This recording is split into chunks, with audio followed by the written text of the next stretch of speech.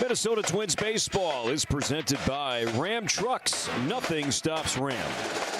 And by Thrivent, where finances and generosity are the ultimate double play.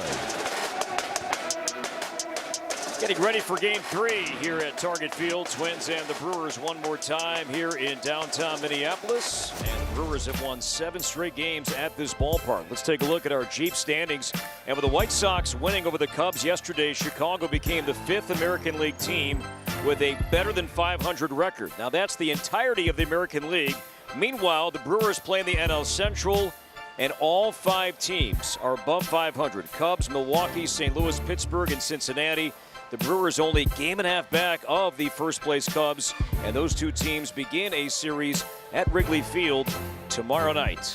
Meanwhile, the Twins are 6 games under, looking to salvage the series finale today. We're back to play ball next. Twins and the Brewers one more time next on Twins TV.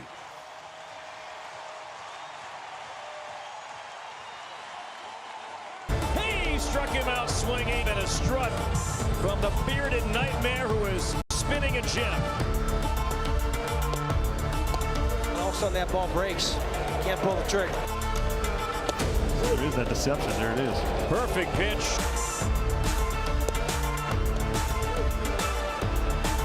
He's done it. Bailey over. The bearded nightmare has gone all 9. A complete game shutout. Homestand began with the complete game shutout from that man right there. Bailey Ober back on the mound to wrap up this series with Milwaukee. And his numbers, Molly, this season are brought to you by CarShield. After a little bit of a rough start to the year, he has really figured some things out. I think adding more usage of that sweeper slider has helped that combination of fastball changeup. Almost 2/3 of his pitches are off speed, and yet he still is able to navigate his way through certain lineups, especially that last time out. So Bailey Ober on the mound today. Pat Murphy back-to-back National League Manager of the Year award winner. In fact, our game has reigning Manager of the Year recipients with Murphy in the National League and Stephen Vogt back-to-back winner in the American League. And for Pat Murphy today, Milwaukee playing its 44th game of the season, and will have the 44th different lineup brought to you by Ford. Jackson Chourio, he has been red hot in this series, loves hitting here. He is hitting over 400 lifetime at this ballpark with 7 extra base hits. Bryce Turang, William Contreras, Christian Yelich makes his series debut as he has been out the last few days with a bad back. Jake Bauers has reached base safely in 17 straight. Frelick, Mitchell, Ortiz, and the speedster David Hamilton at third base and batting ninth. And here's how the Twins Molly line up defensively. Yep. Byron Buxton's still out of the lineup. Hopefully he gets back there soon. Outfield left to right, James Outman, Ryan Kreidler, and Austin Martin. In the infield, third to first, Royce Lewis, Brooks Lee, Luke Keeschall, and Cody Clemens. And Victor Caratini gets to start behind the plate. Ryan Kreidler, as Molly mentioned, in center today. No Buxton. Jackson Chourio has been hunting first pitch fastballs in this series and rolls this one in the hole. Lee deep in the hole, throws, and Clemens can't make the scoop. And Chourio on a first pitch slider is on base to start play today. So expected a first pitch swing. We've seen that. It wasn't a fastball, and a test early on from the Twins infield. Yeah, not surprising. Bailey goes with an off-speed pitch here to start the game off Chourio, who's been really attacking that first pitch the last couple of nights. Didn't hit it particularly sharply, but just found a good spot. Brooks not able to get enough on that throw to retire Chourio. It is scored an infield hit for Chourio now. Bryce Turang. As a breaky ball misses low for ball 1. Member of Team USA in the WBC. He has been on base a ton the last couple of weeks. 2 hits, 2 runs scored so far this weekend.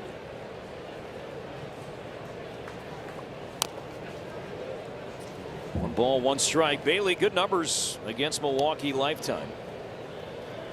As he sees the Brewers again today in 2 prior starts, ERA in the low 3s. Yelich back in the mix here this weekend.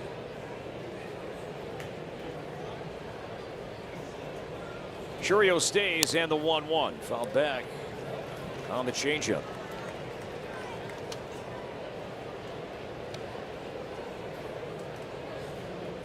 Chourio, Turang, Contreras. That's been a steady 3 for Pat Murphy, talking about how this lineup will change day in and day out, but those are the top three guys. And Pat Murphy leans on.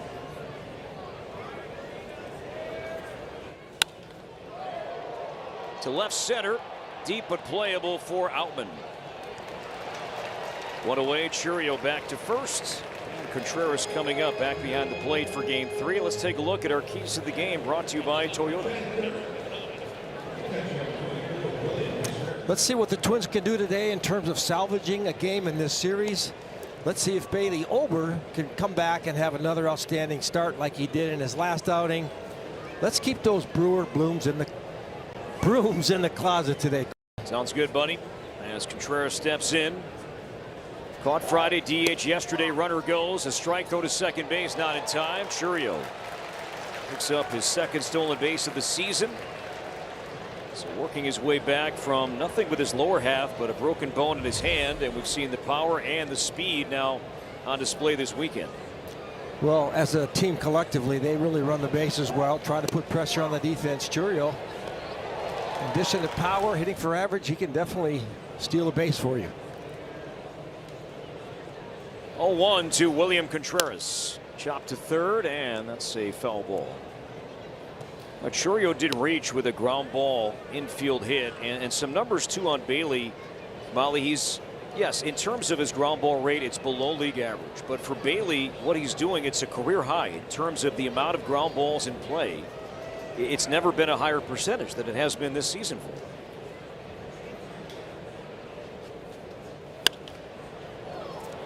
We've seen this a lot. Shallow right. Austin Martin coming in. And there are 2 down, runner holds. So ground balls, but weak contact, routine pop-ups, and fly balls. That's been a part of Bailey Ober's success so far. Yeah, I haven't really overly broke that down as far as which pitches are inducing more ground balls. We saw in that last start, especially the last 3 or 4 innings, he kind of used its off speed to set up the fastball, and he did get a lot of fly balls late in that game. I would think just guys getting off balance out front of off-speed pitches, get some rollovers. Maybe that's where that increase in those ground balls have come from. Nice hand for the former MVP, 2-time All-Star Christian Yelich. His first appearance here this weekend, DHing. That's where he's at right now, this point of his career, 34 years old. He's dealt with a bad back now for a while. Was on the IL for nearly a month with an injured groin. Just came back from that on May 12th. 16 games into his season, 1 home run. 1-1. Well, the Brewers have held their own when Yelich has been out of the lineup, not only this year, but in years past. But there's no doubt they're a better lineup when he's in it.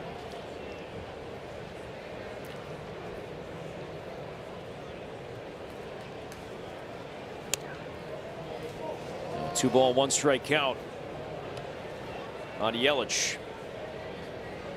A trade that has certainly worked out for Milwaukee. They acquired Yelich in the blockbuster trade a long time ago with Miami. Churio dancing off second, draws a gaze from Ober. Now 3-1.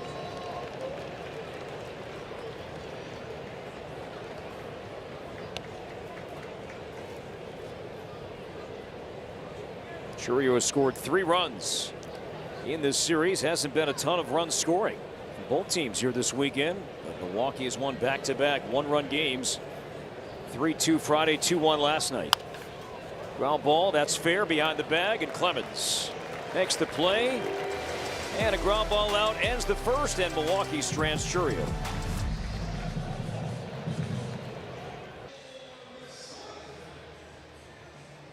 Minnesota Twins baseball is presented by Progressive.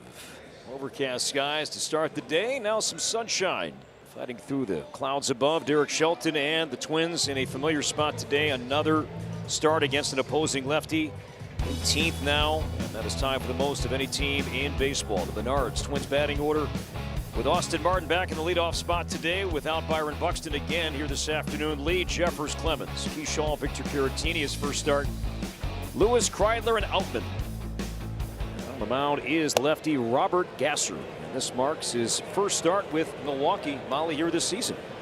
Yeah, he made 6 starts for their AAA club this year. Hasn't really gone very deep in any of those games. Kind of has a low slot for his release point. Sweeper's his favorite pitch. See his career numbers. Originally drafted by San Diego, worked his way to Milwaukee as part of the Josh Hader trade a couple of seasons back. Now 3-0 on Austin Martin.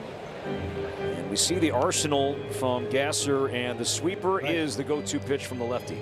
Well, you can tell with that arm angle as he drops down just a little bit and how that could be problematic. That sweeper to the left-hander, get them bailing out a little bit and try to get that pitch down and underneath the right-handed swing.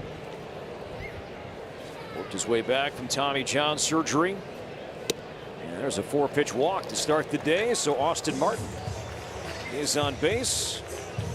So leadoff man aboard, and here comes Brooks Lee in a scoreless first innings. We take a look at Gasser and the rest of Milwaukee defensively. Yeah, for the Brewers, they play a good defensive style of baseball. Outfield left to right, Jackson Churio, Garrett Mitchell in center, and Sal Frelick in right. In the infield, third to first, David Hamilton, Joey Ortiz, Bryce Terang at second, and Jake Bauers at first today. William Contreras behind the plate. Swinging a foul, hung onto by Contreras. Brooks Lee hitting second once again here today, 1 for 8 in this series. Twins snapped a 6-game losing streak against opposing left-handed starters in the rubber game against Miami back on Thursday when they knocked around Braxton Garrett. Twins overall 6-11 against left-handed starters so far this season. It's been a little bit of a mixed bag. We beat some really good lefties early on, but just it was amazing how many we were seeing that first month of the season. Popped up right side, and Bauers will have a play.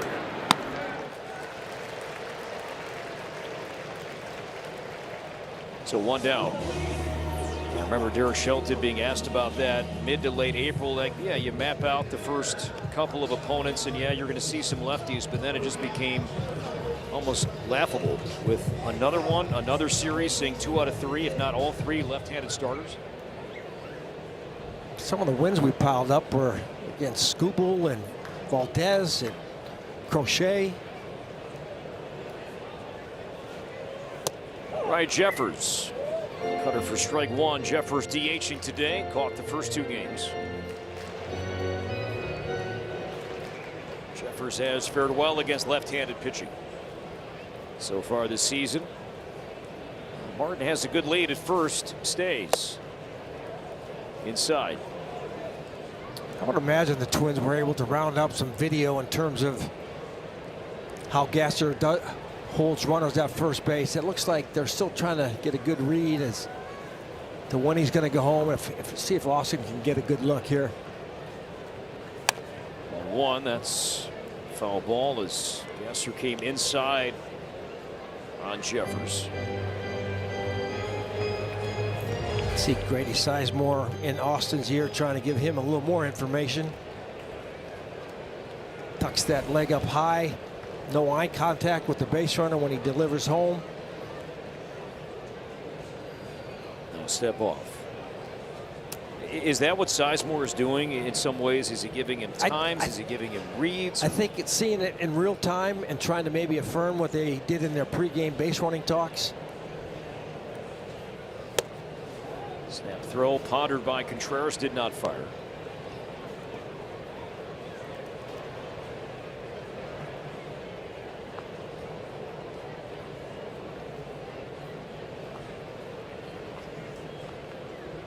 The big lead takes off, and Jeffers pops it up, and Martin trying to pick up the ball. He does. He touches second, retouches the bag, and now will make it back to first.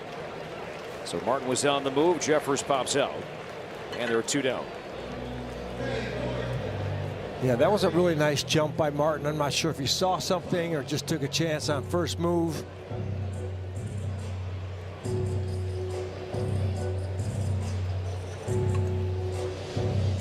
So 2 down. It's up to Cody Clemens. Swinging the bat well the last week and change. Also getting some hits against lefties.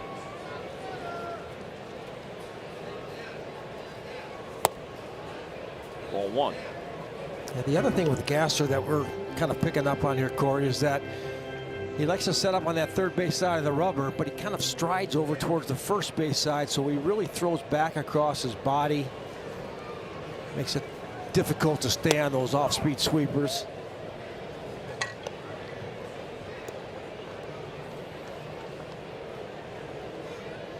Earlier on this homestand, Cody Clemens against Marlins lefty John King. A guy having a great year. And Clemens took him deep to the second deck and right.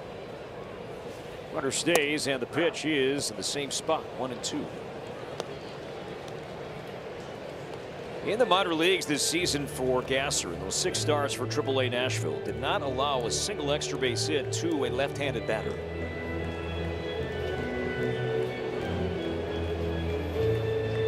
I think the Twins today, and you see the numbers for his splits. I think the Twins, and this is based on roster construction, also availability, probably leaning on more lefties than they would like to. Check swing and did not go 2-2.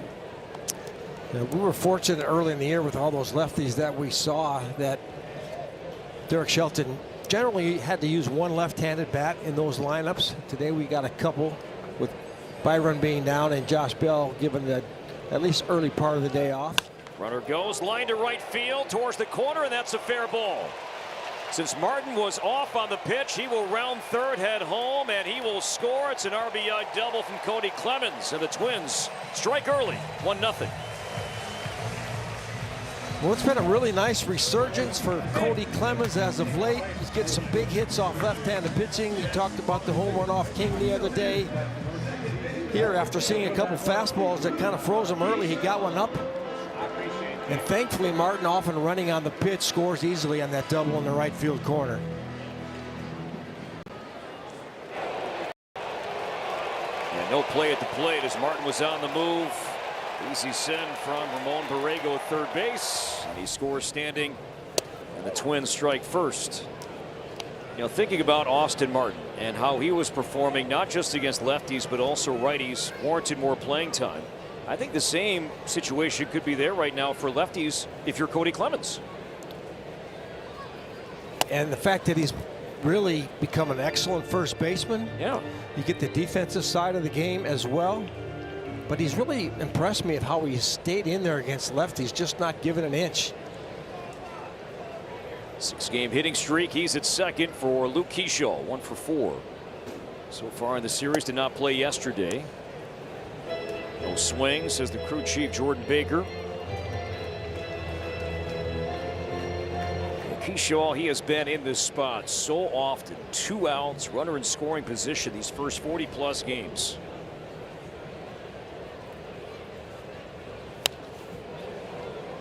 Pass of that sinker, but fouled it back. Well, Twins going hitless last night with runners in scoring position was a big reason that we weren't able to find a way to win that game. I think we're 0 for 8 last night. 2 for 13 in the series. And that stat looms large when you lose both games by 1 run. Gasser's 2-2 pitch. Foul back.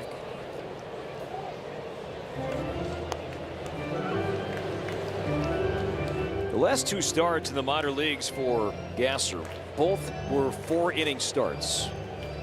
As I mentioned, back from Tommy John surgery, Milwaukee certainly is watching his innings. Yeah, Twins are prepping for another bulk arm behind Gasser today. Could be lefty Shane Drone. After Chad Patrick threw multi-innings last night. 3-2.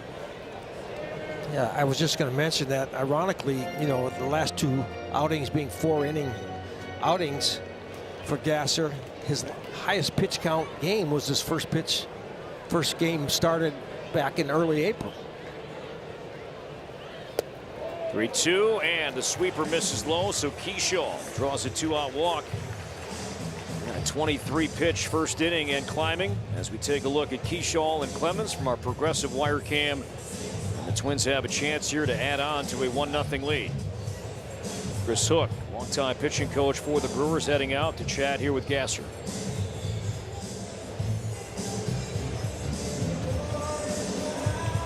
Yeah, good job by Luke there, working that at bat. Finding a way on base, turning it over to Caratini. And that's another bat the Twins would like to see start picking it up a little bit. Caratini hitting under 200, 194 to be exact. He's catching up with teammates on the field over the weekend. He spent 2 seasons in Milwaukee, 2022, 2023.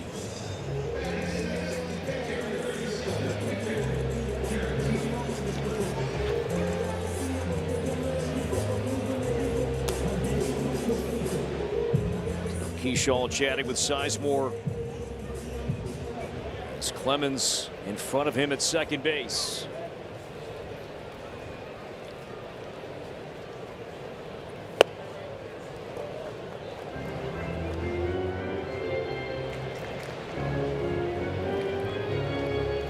See, 14 runs batted in for Caratini, 10 of which have come here at home.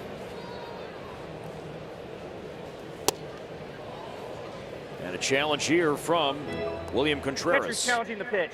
He challenges a ton. He's also been very good in doing so. ABS challenges are powered by T-Mobile, and Contreras correct Pitcher's again. strike.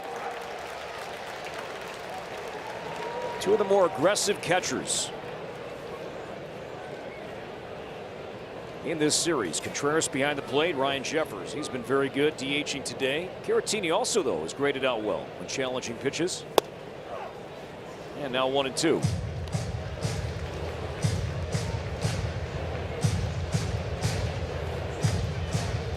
Time taken.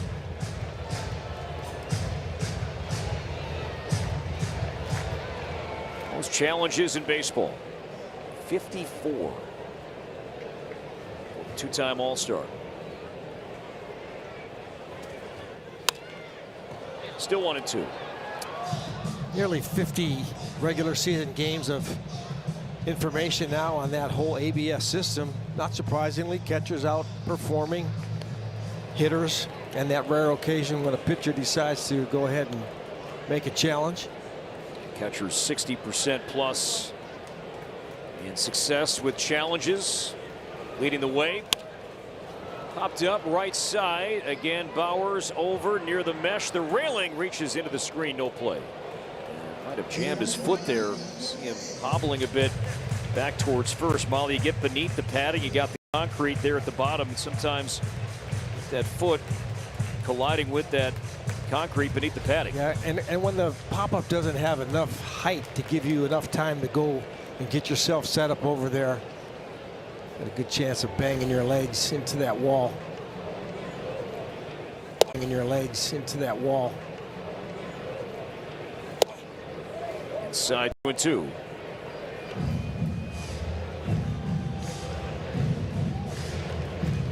So Gasser about to throw his 30th pitch of the inning. Clemens at second, Keyshaw at first.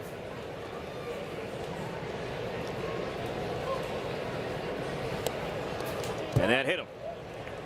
And no swing, a sweeper coming inside, and more trouble here for Gasser. And Royce Lewis is coming up with the bases loaded.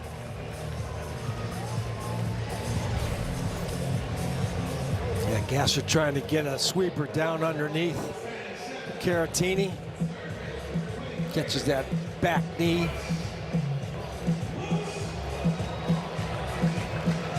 So much success early on with the bases loaded, but not this season. 0 for 6. Has 6 career grand slams and took a rip at a sinker there at 91. 0-1 count. Lewis has been sitting on 49 career home runs for a long time. Did pick up a hit last night with that. He has reached base safely in 8 straight games. And that's been surprising this season. It's not like Royce is seeing a tremendous amount of off-speed pitches here, Molly. He is getting and seeing a ton of fastballs. Yeah, he really has been, especially as of late. Problematic is that he's been expanding up and just difficult pitches to get on top of. 0-2 pitch, slicing foul, the fastball there.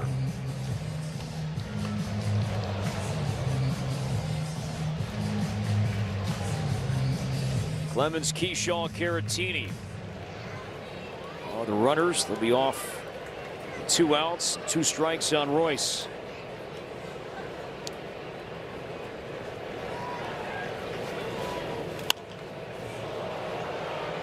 Again foul, and again a souvenir.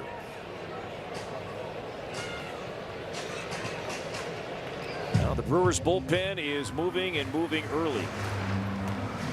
Grant Anderson, haven't seen him yet in this series. Already a 34-pitch inning for Gasser.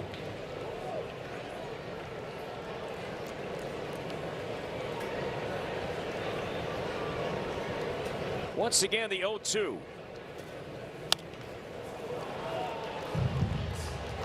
Another fastball, sinker, and Roy stays alive. Yeah, Gasser just reaching back and challenging Lewis here. Fastball's up, fastball's away. That one tried to get in on his hands. Lewis, a nice job of fouling that off. See another pitch. Off the plate yet, Molly here. 0-2 does there, and that sweeper did not come back. Try to backdoor that breaking ball. Yeah, good call on your part after those, I believe, 5 consecutive fastballs. Tried to bring that sweeper back over the outside edge.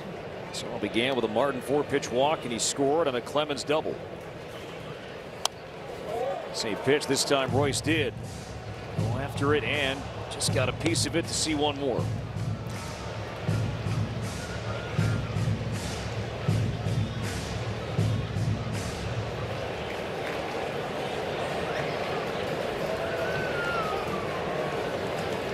Eighth pitch coming up. This at bat. Gasser to Lewis, and now Royce calls time. I think that's one thing he's been improving on, you know, falling behind a lot. Seems like 0-1, 0-2. But there's that fight in some of these at-bats. We talked about it going into his 8th pitch of the at-bat. Popped up. This one might be playable near the Twins dugout. Bauers in, reaching, dropped it.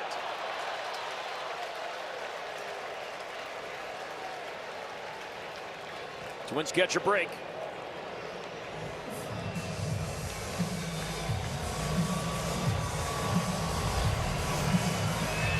Yeah, a lot of hang time on that pop-up. Bauers coming in to try to make the play. Seems like those pop-ups on the right side are trying to drift their way back into play. Nod there from Royce. Can he capitalize here? It is an error on Bauers.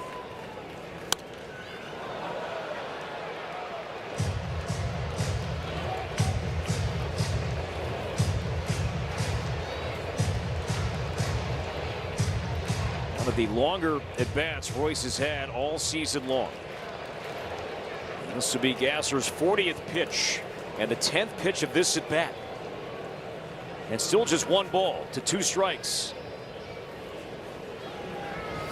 Got him on a changeup. And Lewis strikes out. Twins lead 3, settle for 1.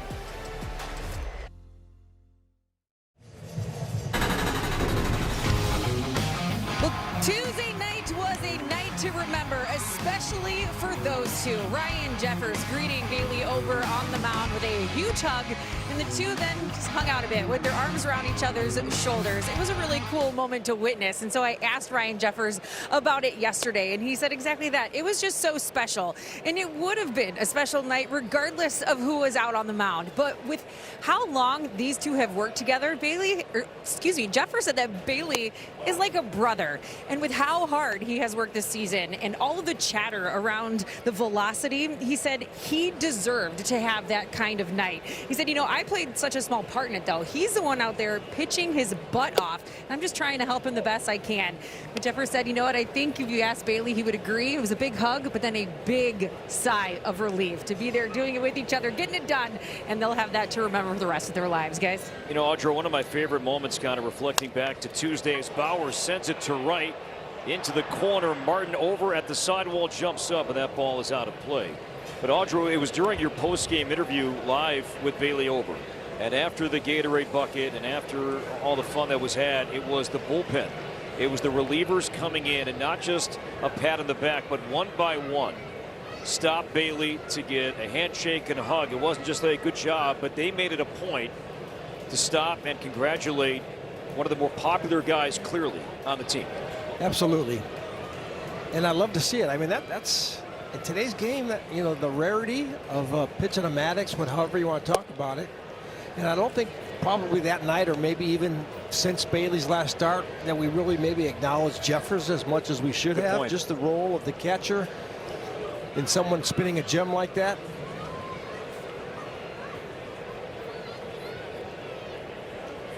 That was after, Bailey said against Washington, his prior start, he had no feel for his changeup in that outing.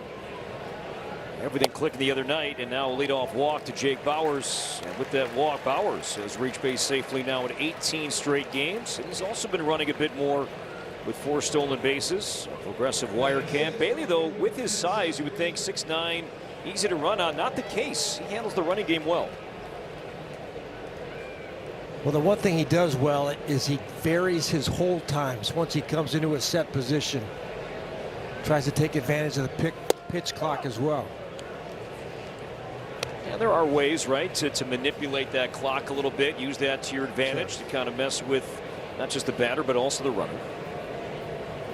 Contact hitter right now in Sal Frelick. Lewis playing in off the line at third.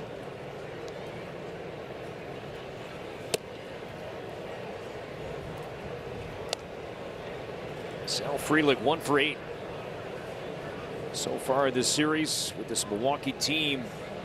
And certainly when you get to the mid to bottom half, these guys will bunt for hits, sack bunts, do their part to advance their runners, and right on cue that worked. Frelick does show and pulls it back on a changeup 2-1. And since it's done almost collectively, for the most part, these guys are on their own when doing so. Wouldn't you say so? I would say almost all of their bunt attempts are just the hitter's decision in that given situation. Line to right, Martin over to his left, he'll dive and he can't get it. And with that, that ball will find the right field corner.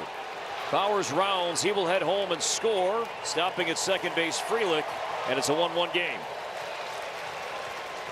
Do or die try there from Austin Martin. Went after it, could not glove it nor slow it down. And with that, Bauers scored all the way from first base to tie the game. Yeah, I love the effort by Martin there. Even if he tries to play that ball more safely, he might have got a second and third instead of a run scored on that particular play. Not exactly sure why Keyshaw lined up towards third and didn't get himself a little bit closer to that right field line.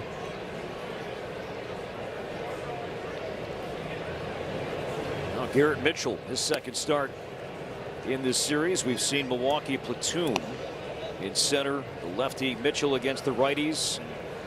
Switch hitting Blake Perkins. Drew to start last night against the lefty Connor Prelip.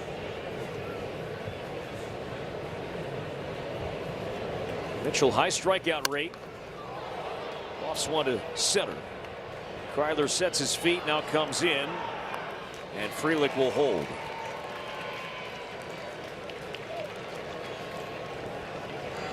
And Kryler, I don't think it's a little thing either. Molly knew that ball did not have much in terms of distance, but put his body in a perfect spot to not allow Frelick to advance 90 feet. Yeah, fundamentals of the game in the outfield, when the height of the baseball allows you the opportunity to get behind it so that you have momentum into your catch, it kind of discourages a runner making an attempt to advance that 90 feet. You catch that ball flat-footed or maybe backpedaling, that's when base runners will just go ahead and challenge you. Joey Ortiz 0 for 5 so far in this series. His second started short. Old foul on the left field side. Now the Brewers, they have been on a run. Playoff teams 7 of the last 8 years, including 3 straight years. And part of their success can be traced back to some really good trades that have worked out for Milwaukee in recent years. And Pat Murphy traded away an ace, Corbin Burns, to Baltimore. Got a pitcher and a position player back. DL Hall, pitcher. Joey Ortiz at the plate right now. Offense is down, but he is very good defensively. We talked about this earlier in the series that Murphy and the Brewers knew that it's likely that Willy Adames was going to leave via free agency. So when Ortiz joined Milwaukee, he was playing third base. Adames, their everyday shortstop. But if Adames did leave, which he did, to go to the Giants, that Ortiz could slide over and be their starter for the most part at short. Yeah, a little bit of vision, a little bit of creativity. Some of the smaller market teams, they have to think that way. 1 ball, 1 strike on Ortiz. With Frelick at second base, he stays as the changeup drifts inside.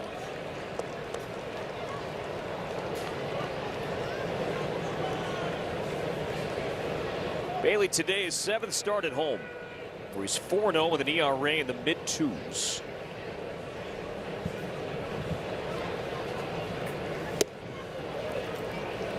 Caratini, no challenge. Close changeup, 3-1. Shrug there from Ober. 47 games in, the Twins have not yet had a pitcher challenge, and Derek Shelton hopes he doesn't see one. It was a good call from Caratini. It was outside.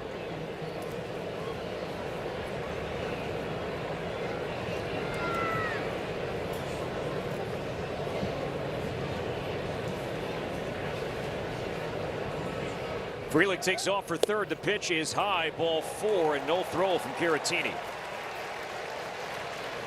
It's the second stolen base for Frelick all year, and he swipes third. And Ortiz walks.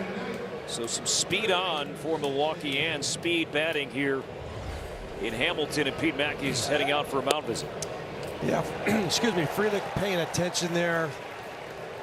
Bailey Ober trying to vary his looks back to second base. But one thing that a lot of pitchers do is that they are not comfortable delivering the ball until they get their eyes locked on the glove. Frelick anticipating once that head turned towards home that's where the baseball was going to go. Great jump. Our Delta drone camera as the Twins huddle up on the mound, and David Hamilton is batting. I mentioned trades. Hamilton, he found his way to Milwaukee in the offseason, actually not long before spring training began, from Boston. Kyle Harrison, starting pitcher, having a good year, also came to the Brewers in that trade.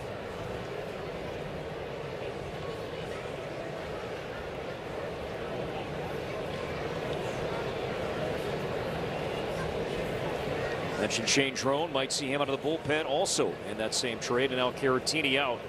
So a lot to think about here, Molly, in terms of Hamilton, his speed, possible squeeze play, all in play right now. Yeah, that bunt up the first baseline on these first and third situations, almost impossible to defend.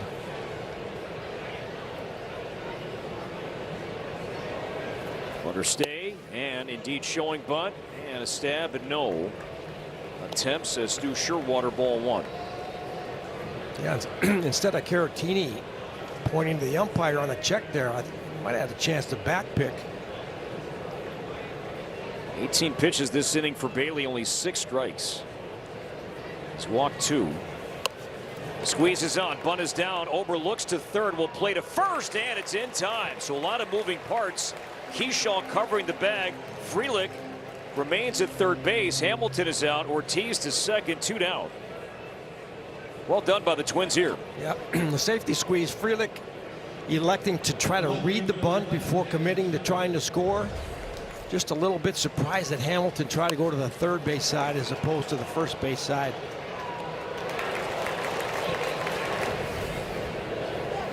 So now Jackson Churio. He swings early. Not this time, ball 1. So for Frelick in that spot, thinking about his situation, what is he looking for? He doesn't have to go. It's not a suicide, a safety.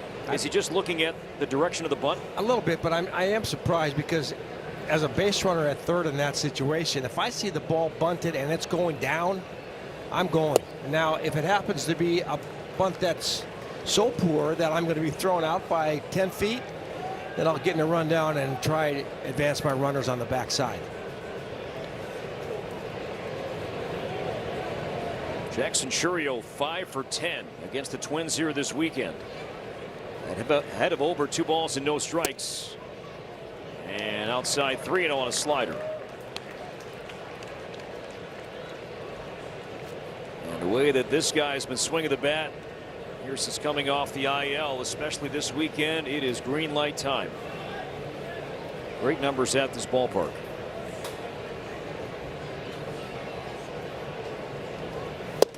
Took it.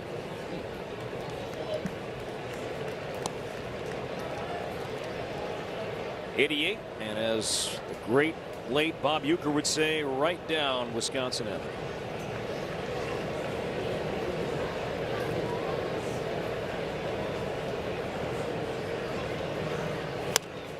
(3-2).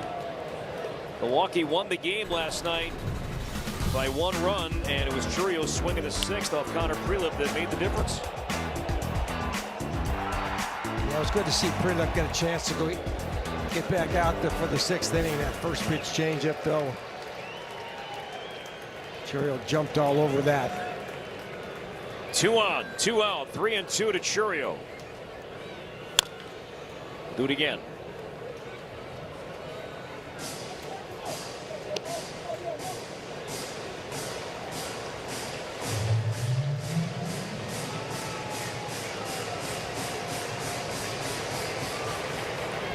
Twins have done a good job against Milwaukee in this series in terms of limiting damage with runners in scoring position. To left down the line, turning towards the pole, and that is a foul ball.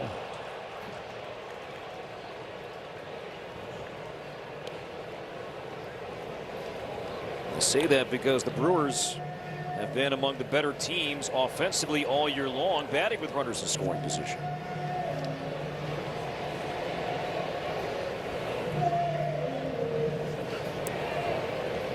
Well, I was going to say, if you're not hitting a lot of home runs, but you're scoring a lot of runs, then you're getting clutch hitting when you have opportunities. 8th pitch coming up. Ober to Chourio.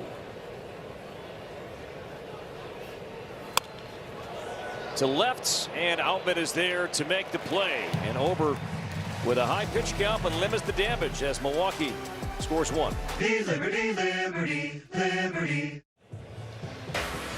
Minnesota Twins baseball is presented by State Farm. Like a good neighbor, State Farm is there. Robert Gasser had a lengthy first, allowed just 1 run. Bailey Ober had a lengthy second, 27 pitches, surrendered only 1 run. Sal Frelick, RBI double, but did not try and score.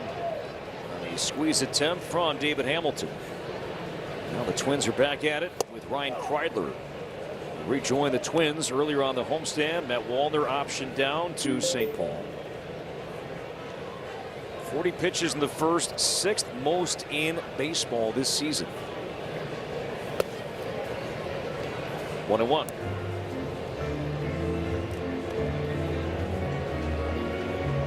The Brewers, as this series started, did not announce a starter for either Friday or today. And Milwaukee will head to Chicago after this one is over. They start a series at Wrigley Field tomorrow. Kreidler pulls it to left. Chourio over. And have played more to pull. And 1 away. Brandon Sproat was lined up in terms of this was his day as he last threw on Tuesday. But Pat Murphy opting to push Sproat back a day, and also Jacob Misiorowski. And with that, both guys will start at Wrigley Field here this week.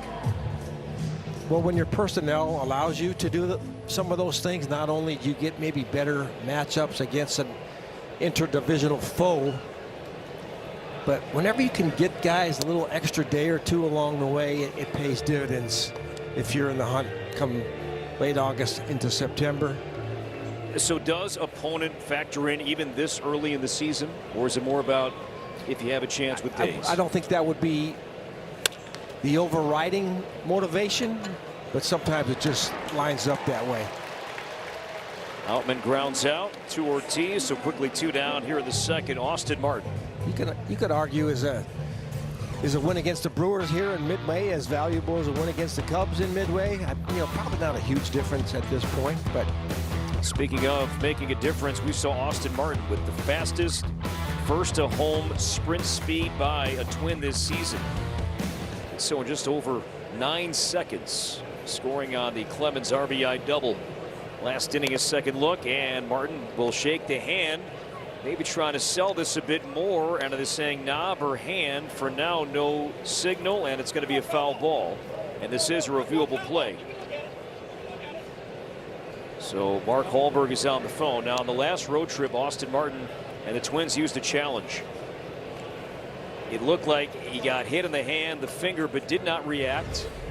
And after the home plate umpire pondered, he said, well, I didn't see the batter do much. Let's call it a foul ball. And the Twins did challenge it, and they were not successful. This time we saw Martin kind of shake the hand there a little bit more. He did, but there was still a little delay. Okay, yeah. You know, something triggered in his mind that he should show something there. The Twins did not challenge as it caught the knob, and now it's 0-2. So we need to work more for the Oscar, is what you're saying, Molly? Yeah. Sell it a little bit more? Yeah, call Derek Jeter. He was pretty good at that.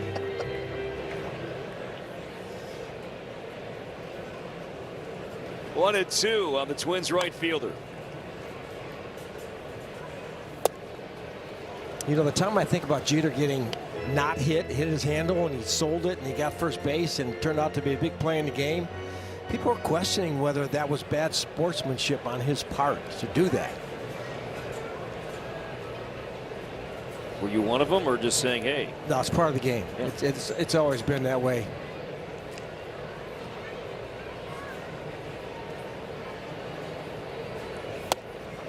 As long as it doesn't become soccer with the flopping. Well, I was going to say it's baseball version of flopping, whatever sport you choose, soccer, basketball. Yeah.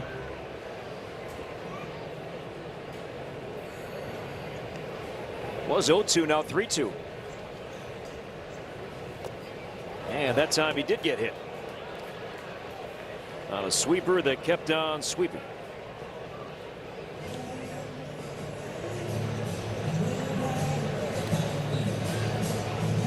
Yeah, similar pitch as Caratini got hit on back in the bottom of the first inning.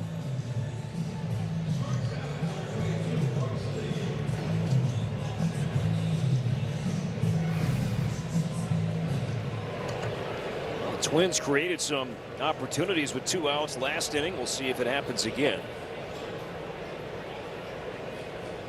As Martin shaking off the leg there a little bit, giving some extra time.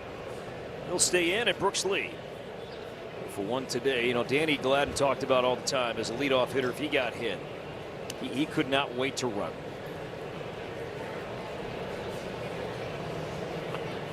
Runner stays. Good swing from Lee. Lines it right to Chourio in left. And the Twins leave one. .com. All tied 1-1 as Milwaukee will bat here in the top half of the 3rd inning.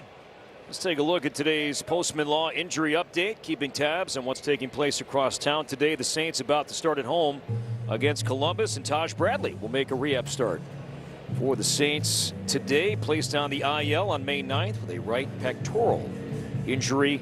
And Taj threw a 20-pitch bullpen on Friday and will have the ball for the Saints and start here any moment at CHS Field across town.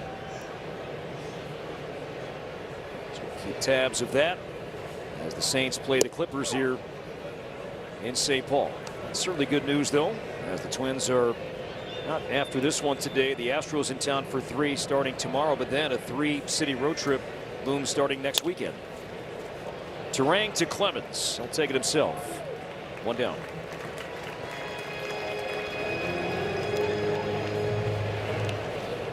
So, Corey, you are a broadcaster extraordinaire. You're really good at what you do. How would you describe Blaze? I feel like I'm walking into a place that I've known these people my whole life. Bailey could use a quick 3rd inning after a 27-pitched 2nd. William Contreras takes high. Yeah, but Taj was checking every box. You know, after we learned about the injury when the Twins were playing in Cleveland last weekend, getting back home, he played catch, the bullpen, and now a rehab start here today. I think it's encouraging that he got back on the mound as quickly as he did. If I'm not mistaken, he's had that similar injury in the past, and it's kind of like with Buck with his hip. You know, you just have to be alert to red flags that go off when you are experiencing similar symptoms that you've had in the past. Maybe really overcautious, but that's not always a bad thing.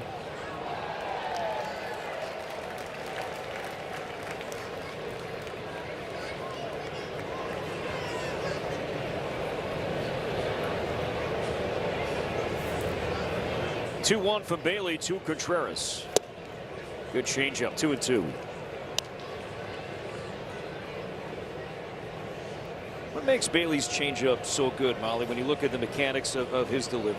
But I think it's just a combination of the grip that he uses, his arm slot, able to generate a lot of arm speed even though the ball comes out not very hard. And when he's got the really good rotation, he gets a lot of depth. Change up there. Contreras singles to center. And now Christian Yelich. You know, it's interesting. You mentioned Maddox, and we talked about that Bailey with the Maddox in that complete game shutout on Tuesday. The story of how Bailey found that change-up grip, and there is a connection with Greg Maddox.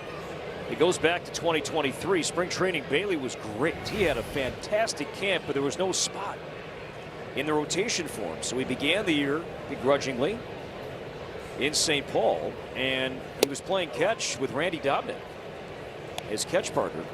And Dobnak just was looking for a good change-up grip, and he stumbled upon just kind of a YouTube stream of change-ups and pitching, and he stumbled on some Greg Maddox highlights. Cued right side, Keyshaw dives, finds it to second, and they get the lead man. In Contreras, Yelich is safe on the fielder's choice, but Bailey applauds the effort from Keyshaw. Weakly hit, a lot of spin, and Keyshaw made a good diving play. It's our unreal defensive play of the game. It comes from Keyshaw at second to retire Contreras. The ball not hit very sharply, but Keyshaw still had the reins a long way to his right. Nice little underhand flip, get that lead runner. So 2 down, Yelich at first, and here is Bowers, who scored on a walk in the second. Just to finish up that story, so Dobnak, he saw some Greg Maddox highlights, and next time he was playing catch with Bailey, Bailey was awaiting the throw from Dobnak, and it was this Greg Maddox changeup grip. And Bailey said, "What was that?" And Dobnak showed him this Maddox changeup grip that he found, so Bailey tried it, and that's what he's used ever since. So there is that connection through Randy Dobnak between Bailey and Maddox. There's only so many different changeup grip varieties that you can have. Obviously the split and the screwball, circle change.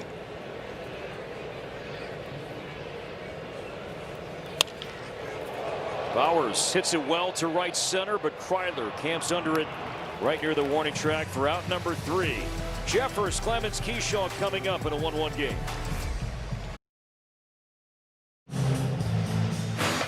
Minnesota Twins baseball is presented by Delta. From Twins territory to the world, Delta, official airline of the Minnesota Twins. And by Thrivent, where finances and generosity are the ultimate double play. Some neat snapshots from the Prior Lake Lakers. Youth baseball, softball, happening all over the Metro. Was out in Delano yesterday watching my son's team, 12U Hopkins Royals. Nice. Chanhassen Storm, well done. Those guys can really play. Great job. Chanhassen yesterday, Mankato, just love watching all the youth baseball. Get the opportunity. You know, it's always challenging for spring sports in Minnesota, whatever it might be. But how nice for kids to get out on a nice couple of days, baseball weather. A swing from Ryan Jeffers. That changeup right up the middle, 100 off the bat. And the Twins have their second hit off Gasser today.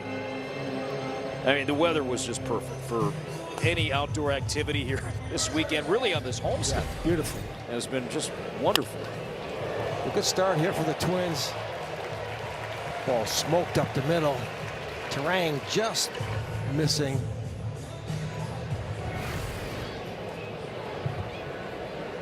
Leadoff man is on for the second time today, and now Cody Clemens.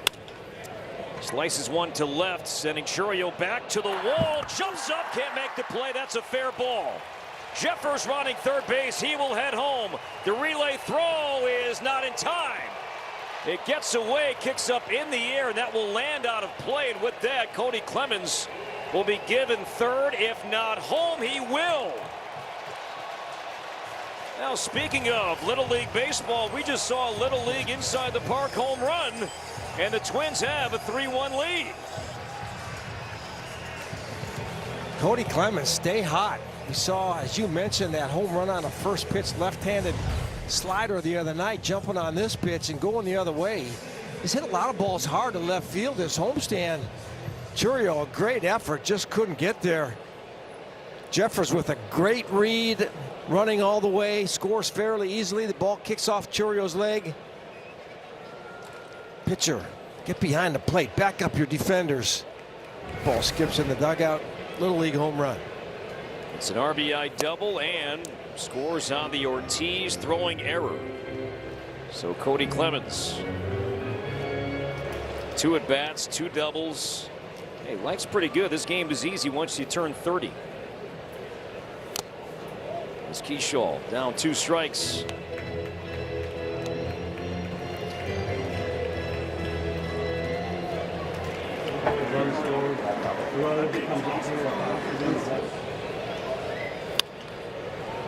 Slicing foul, Bowers. Room and makes the catch up against the padding and the screen. And Keyshaw's out number 1.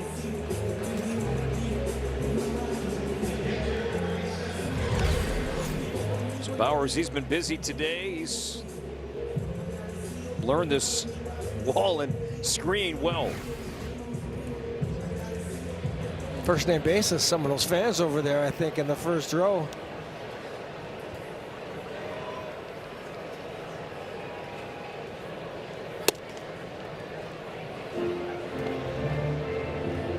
I am such a fan of the protective netting, down these lines, but I remember this image, and it happened quite a bit. Miguel Cabrera would often go over on a ball like that, interact with a fan, maybe eat a nacho, or this is one fan in particular had a very thick beard, and Cabrera took his glove, just kind of played with the gentleman's beard as he would interact with fans. But I do, and I am a very big proponent of the expanded netting. It's hard to believe we didn't have it for as long as we didn't, but. And Gasser hits his 3rd batter today, and twice it's been Caratini. Yeah, all 3 hit batsmen, sweeper, slide or cutter, something that's boring in on the right-hand hitters. That one's almost more like a sweeper off the thigh. But yeah, the interactions were great. I remember, like Cabrera, like you said, Donnie Mattingly, I know in New York, used to like his popcorn.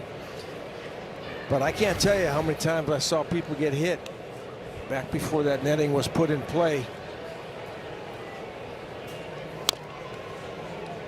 Were you managing, and the game that started this for, I think, the industry, the Twins were playing the Yankees. Was that your team when the Twins were playing the Yankees in New York? Todd Frazier was batting, and a line drive went to the second deck on the left field line, and it hit a young girl who was there with her grandparents, and she needed immediate attention to leave the game. But that really was the catalyst to say, okay, enough's enough. That this was a few years ago now, pre-COVID. I don't remember that specifically. I do remember some group put out a video of people that have been injured by foul balls to try to encourage MLB to make that rule change. Lewis strikes out for the 2nd time. 2nd strikeout for Gasser. And there are 2 down. Twins lead by 2. Caratini at first, and now Kreidler.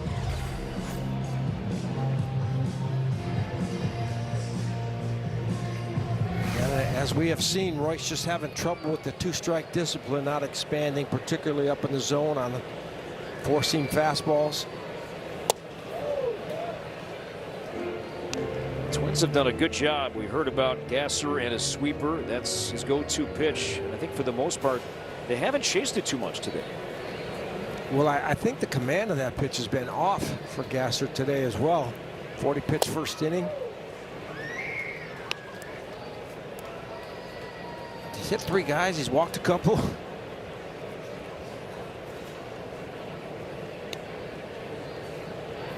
Pat Murphy seeing his starter approach 70 pitches here in inning number 3. 2 out to third. Hamilton. Force play on Caratini ends the inning, but the Twins grab the lead back. A Jeffers single, and then Cody Clemens. His second RBI double today. The throwing error made it an inside the park Little League home run. His Teenage Mutant Ninja Turtle Day today at the ballpark. So we have a lot of Leonardos and Raphaels, Donatellos, Splinters, Aprils, you name it. And speaking of, hey, look at that. Michelangelo. Michelangelo. I think you thought I was joking when I said I had a Ninja Turtle onesie, but I do. Guys, I bought this 12 years ago, so it's a little tight. Back in my 20s, I was obviously a little thinner than I am right now, but it still works. Nice and bundled up. I'm sitting among a bunch of other Ninja Turtles. But guys, I had this great idea that I was going to take a poll in the clubhouse and ask the guys who their favorite turtle was. Corey, hang tight. We hopefully just have a nice pop out. So Corey, I was going to ask guys, who was your favorite turtle, or which turtle would you want to be? The problem is every single person I talked to said something along the lines of, I have no idea. I didn't watch that show. And Cody Clemens said, yeah, that was before my time. And that was a punch in the gut. He said, my brother's 40. He watched that. Are you like in your 40s? And I said, yes, I am. Thank you. It was tough for me to realize, a couple years ago that I was old enough to be some of these players' moms. Now I'm old enough to not even be able to relate to them because none of them watched one of my favorite childhood shows. This has been a tough day at the office. Yeah, I could see that. I think it's a fair question, but yeah, we did kind of age ourselves here as Caratini took one there. He'll need some time. I'm not sure how that makes me feel sitting over here. Yeah. But Audrey, you wear it well. Well, thank you. I appreciate it. It's a little chilly today, a little windy, so this is actually quite nice. I am nice and snuggly and going to relax and hang out with some of my friends. Like the guy next to me. You're a Michelangelo fan too, right? I like a Michelangelo, but Donatello's my guy. Oh, Donatello is your guy. So did you get to pick the colors? Yes, we did. Oh, see, I didn't even know that. Yeah, and then I think there was a few extra Michelangelo ones that we got as well. Now that is some great planning by the Twins in the marketing department. I didn't realize that. Yeah, guys, people got to pick their color. Sweet. Garrett Mitchell with a blast to right, trouble, and that is gone. Line drive home run from Garrett Mitchell, his second this season. And the Brewers answer back. And this is once again a one-run game.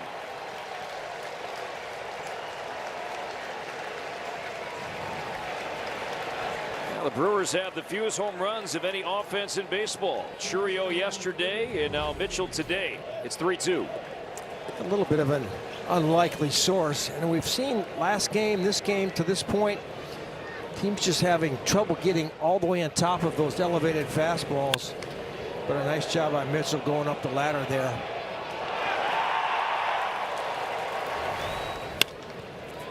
Sliced to right center and will scoot by Austin Martin. And Joey Ortiz will hold up at second base. So right after Mitchell's home run, Ortiz doubles, and Milwaukee has the tying run in scoring position.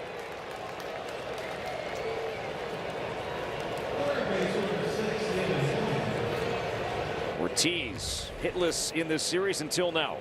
Yeah, a little slider on the outer third. Did stay up in the zone a little bit. Ortiz finding that gap out there in right center. He was thinking 3, that kind of speed that he has.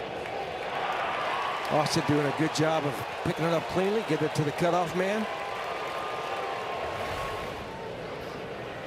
Second double this season for Ortiz. He has reached twice with a walk and now a double. And here is Hamilton.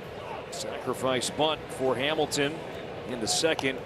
Even though Frelick did not break for the plate in the second inning, he did advance Ortiz 90 feet.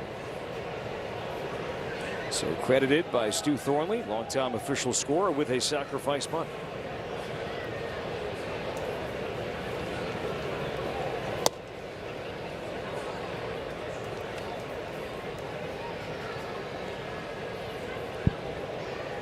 Twin starters have been in a really good groove here lately. Last 8 games, ERA from the starters just above 2.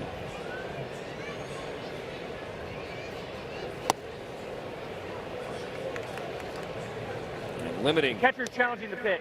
opponents to a 171 batting average against. Caratini's been really good challenging pitches. He did challenge and he was right. Pitch is a strike. Minnesota has 2 challenges remaining. So instead of a 2-1 count, big swing, Molly 1-2 as Caratini wins his 19th.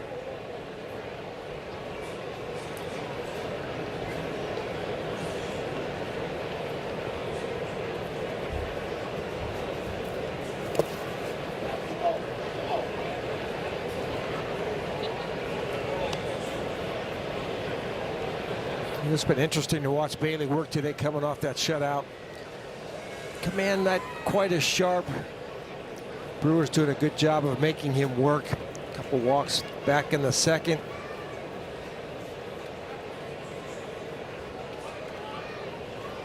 Ortiz stays and the 2-2, and there's strike 3. And wait, Hamilton did touch his helmet. Is that a challenge? And it is not. So the first strikeout for Ober today. He's out number 2 here in the 4th. Little touch here from Hamilton after the call. Watch the hand go to the helmet. Little pause, but then thinking about it and then brought that hand up, but no official challenge. Not a lot of conviction.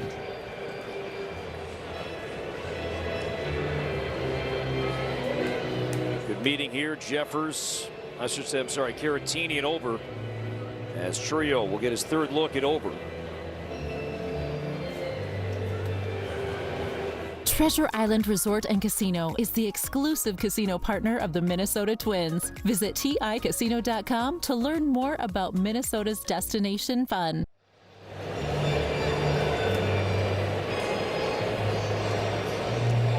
Churio, a first inning single, stole a base, lined out to left with 2 on and 2 out in the second.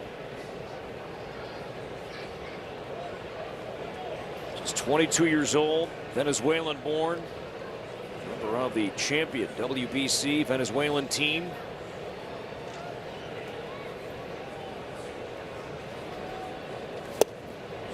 Big cut on a changeup. 0 for 5 today and 3 for 25 in the series.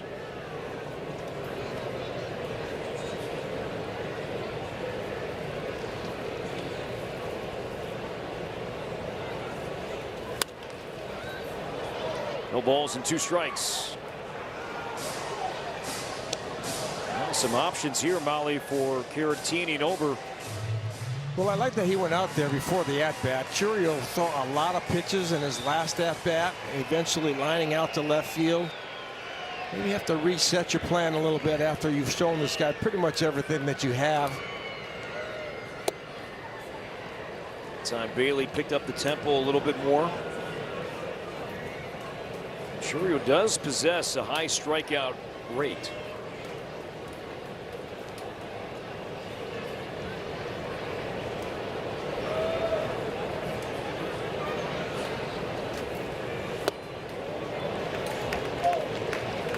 Two and 2. Change up down. Tried to go up on that 0-2 fastball, maybe to get a chase and then speed him up a little bit. Churio, nice job of laying off that changeup down below the zone.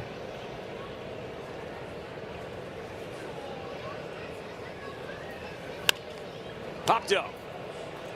Shallow center. Keyshaw out. Kreidler in. It'll be Kreidler calling catching to end the inning. The Brewers, though, score a run. Garrett Mitchell's 2nd homer of the season. Once again, a 1-run game here at Target Field.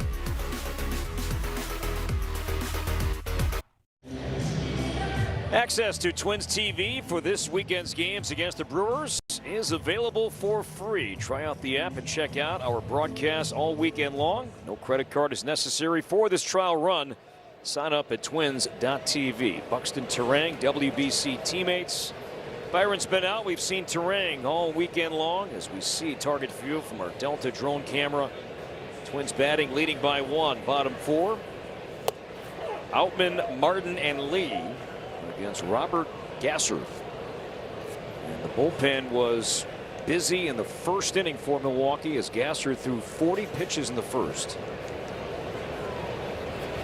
Now number 70 here in the 4th inning is low. I think he was 1 pitch away from coming out of that game in that first inning when he got that strikeout. If somehow Royce would have walked or done something to extend the inning, I think he would have been gone. The Brewers had Grant Anderson warming up in the first inning. Gasser got through it.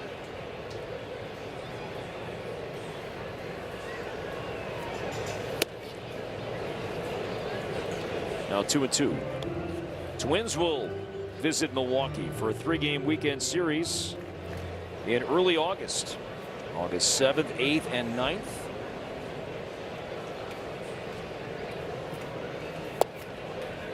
Three and 2.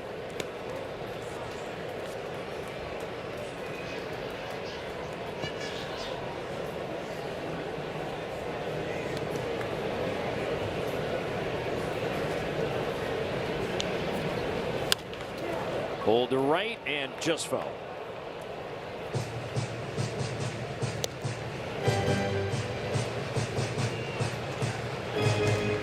Speaking of the Milwaukee bullpen, Anderson mentioned him earlier. He is back up.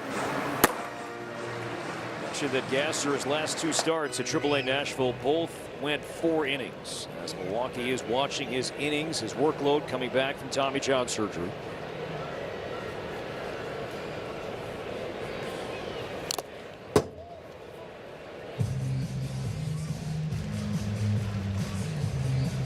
Lefty changeup at 91 miles an hour. 4-seam around 93. I'm not sure if that is really a changeup or if that's being classified as a changeup, perhaps more of a cutter. We tried to break down the grip on some pitches that we weren't certain if they had aligned with what we're seeing on the big board out here.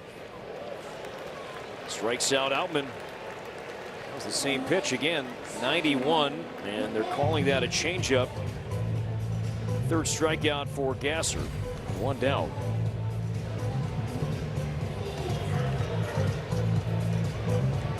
Not buying it. Take that, StatCast.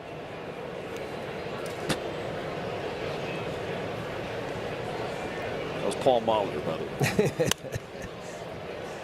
Shallow right. This one fading down the line, and nice play from Bowers. Boy, he is getting his steps in today with his back to the infield. Really no time to even try to make a basket catch. Sprinting up the line. And a good play. You know, as good as Austin Martin has been, his, walk strikeout ratio, on base percentage, all those things, he knows when to be aggressive on that first pitch. Didn't work out that particular time, but I like that aspect of his game. Confidence to go ahead and swing early.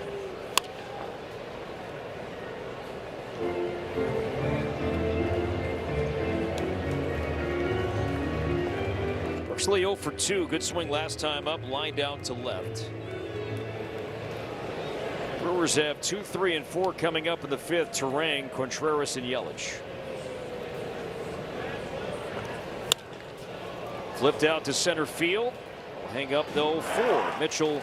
And Gasser has his first 1-2-3 inning this afternoon.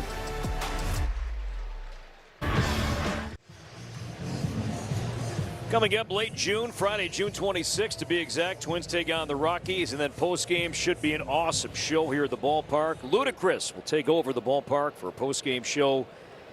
A limited number of VIP field passes are still available. Get your tickets now at twins.com/Ludacris. Rollout for Twins baseball and Ludacris. Late June here in downtown Minneapolis. Bryce Terang, son, has returned.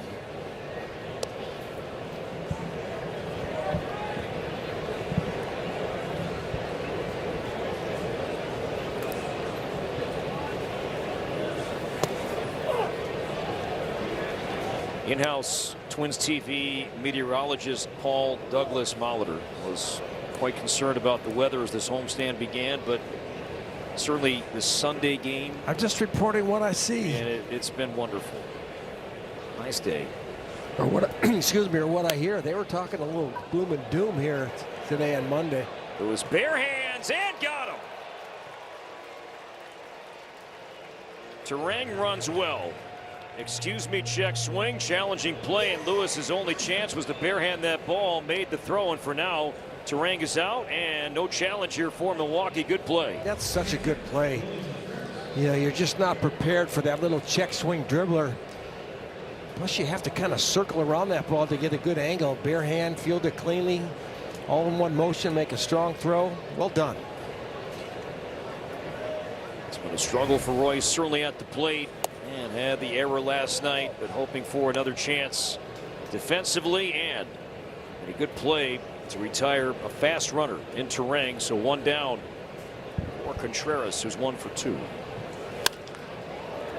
To right center, Martin. Good route, jumps up, makes the play.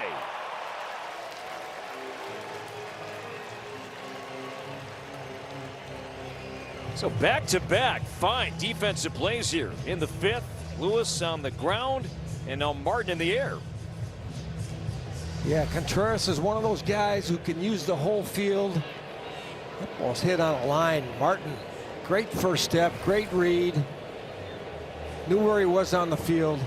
2 good plays, as you mentioned, Corey, to start the 5th inning here for the Twins. Quickly 2 down for Christian Yelich. 0 for 2 in his first action here this weekend. Out the last 4 with a bad back. Yelich now 34 years old. Trouble. Right center, hit a ton. Martin turns, and this game is tied. Second home run for Yelich. And we're back even 3-3 here in the 5th.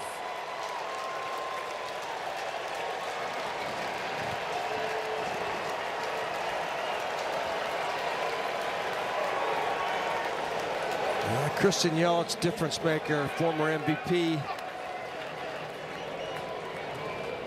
Smart, anticipating maybe an off-speed pitch here. He gets that changeup. Some good movement away, but just didn't get the depth. Sounded loud.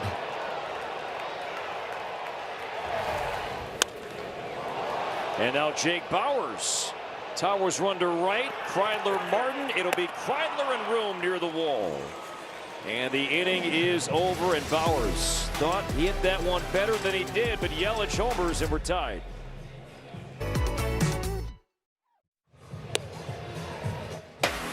Minnesota Twins baseball is presented by your local Toyota dealers and by Menards. Save big money at Menards on all your home improvement needs.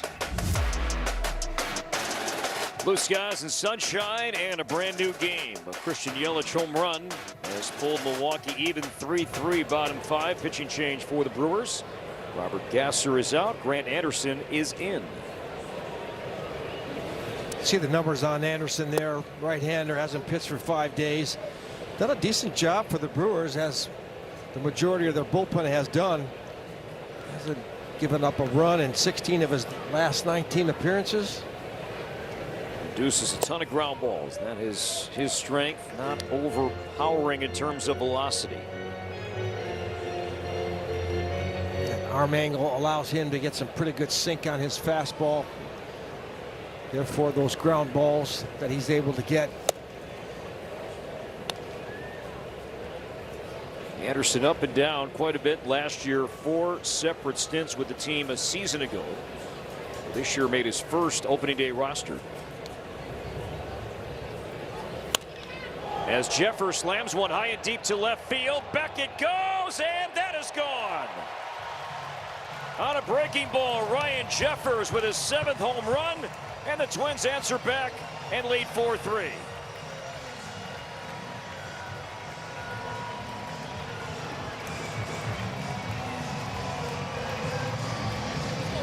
Well, that's just a really nice answer for the Twins. Jeffers, not too dissimilar from his last home run, a breaking ball from a right-handed pitcher. the key to hit that pitch, you just got to stay in there long enough to let your barrel get through the zone. Jeffers approaching his home run total from last year for the whole season. Hit 9 all of last year, has 7 so far, 40-plus games in. Just adding to perhaps a potential all-star. For the first time, he has been fantastic at the plate, hitting, behind the plate. With his work with the starters, the pitching staff, ABS, you name it, and Ryan Jeffers performing one of the best catchers in baseball this season. 2-0 count to Clemens, 3-0. And Cody 2 for 2 today, 2 RBI doubles and a run. Green light, let's go.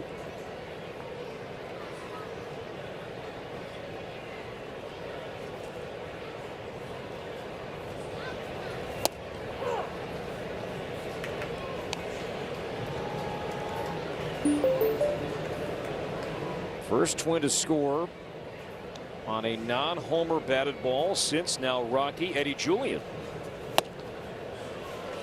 Late August last season.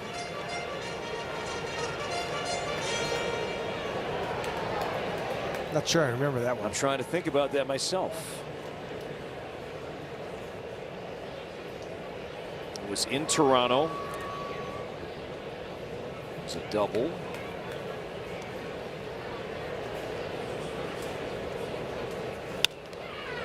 Popped up on the infield. Ortiz charging. 1 away here in the 5th. Plan your finances with like-hearted people. Thrivent, where money means more.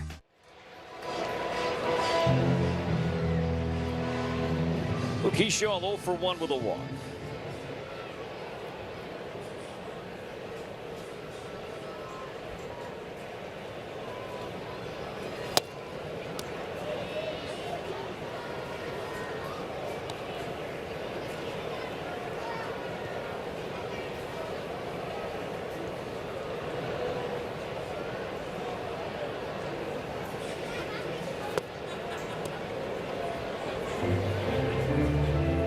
Coming up for Milwaukee in the 6th, Frelick, Mitchell, and Ortiz.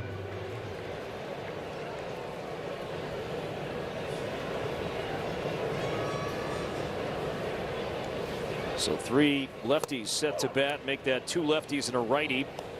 And with that, Twins have lefty Anthony Banda warming up in the bullpen.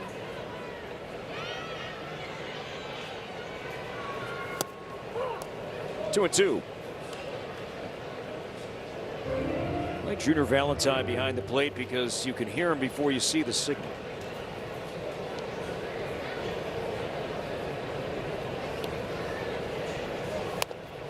Inside. A foul ball. You know what was terrible with that, made it tough on this end of things, was Tim McClellan. I knew you were going to say that, Nang. Tim was a large human, very tall, and he rolls up on every pitch. And you just wasn't sure if that arm was going to go up with it. To left center field, sinking it down, a base hit for Keyshaw. Second time he has reached today. Twins have some speed on with a righty on the mound. We'll see if Luke is on the move. 10 for 10 trying to steal bases this season.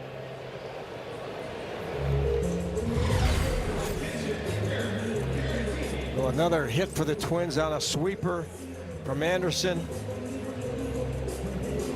Yeah, I would imagine that Luke's going to be looking to run here. Given, maybe take a look, but they got the information. They know how quick he is to home. It's a timeout called by Caratini as Contreras will sweep some dirt off the plate. Keyshaw had a pretty big lead before time was granted to the switch hitting catcher. He stays outside, and we mentioned with Anderson, what is his strength? Ground balls. So yep. Knowing that, right, you don't want to wait around too long if you're Keyshaw. No. And it's a rare play in today's game, but even a hit and run wouldn't surprise me just to try to stay out of that double play. What's the ideal count for a hit and run, Molly? Well, I think obviously if it's a count in the hitter's favor, 1-0, 2-1 are the two probably most common. Some managers like to do it on the very first pitch when you think the guy's going to throw a strike. Runner goes. The 2-0 is taken. Throw down to second base. Good throw from Contreras, and Keyshaw is out. Almost like a borderline pitch out. It was a fastball up. And Contreras with a dart to second. Keyshaw thrown out for the first time. Yeah, his first caught stealing this year. Just a little bit surprised at how quick Anderson is to home plate, that they would risk that without having a swing as part of the set play. But like you mentioned, that pitch was a perfect pitch for Contreras to throw, and he threw it right on the money.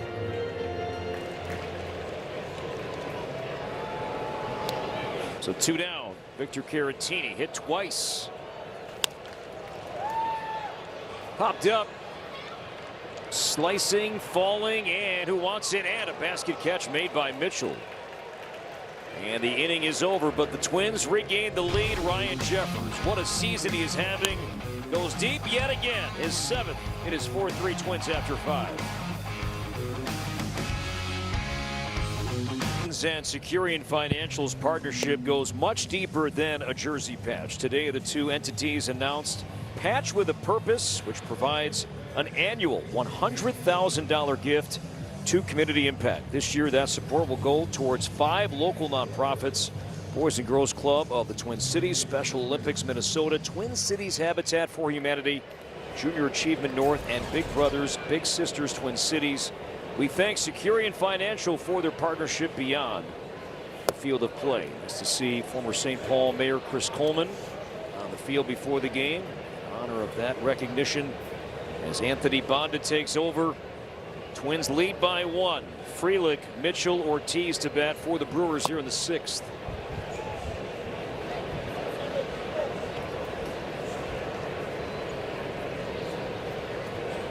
The arsenal for Bonda. Second appearance of the series. Bailey Ober with the home run from Jeffers right now in line for the win. A lot of baseball left. It's a good team. The Brewers a season best, 9 games over 500. Frelick 1 for 2 today. And he'll pick up his second hit on a sinker right up the middle. And the leadoff man is on for Milwaukee.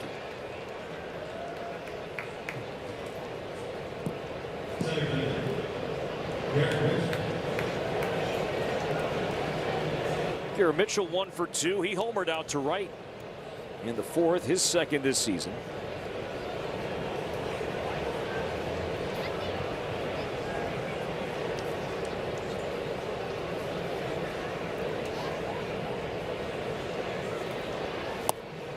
Slider. 0-1.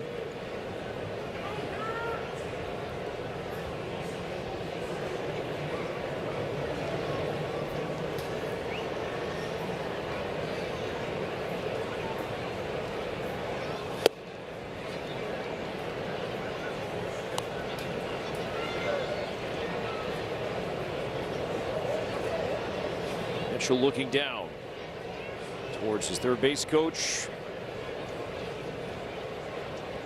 Frelick a stolen base already today. Stays put outside.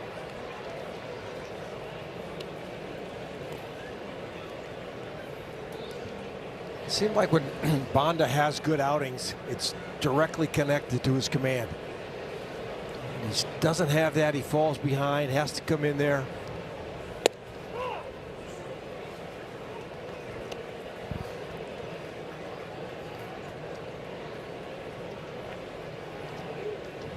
Even the count here, 2-2. You have to be able to throw your off speed for pitches behind in counts at this level.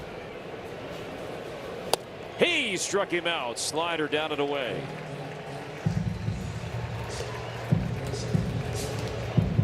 One away. Joey Ortiz coming up. Second strikeout for the Twins staff today.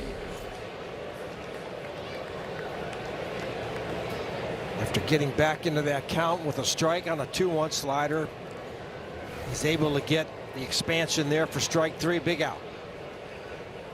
Ortiz has been on twice, a walk and a double.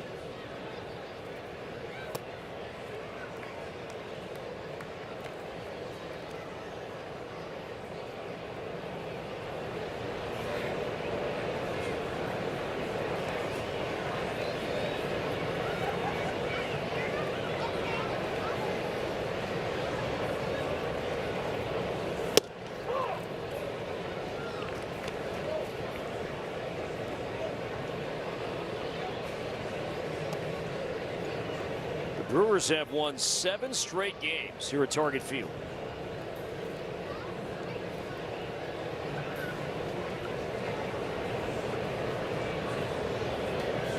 Now they got Frelick in a rundown. Clemens to second, and the throw hit him.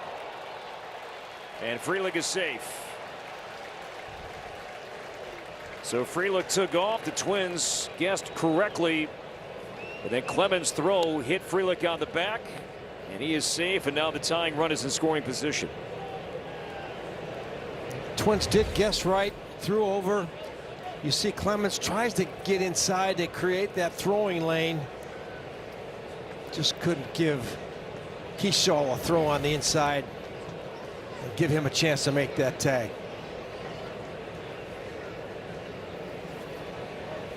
Outside ball 2. Let's go back and watch. Take us through Frelick and where he's running, Molly, trying to see where Keyshaw set up. Normally when you know you get picked off by a left-handed pitcher, you do try to get to the inside of the baseline as best you can. He really didn't overly try to do that. Clemens just a little bit of a misfire.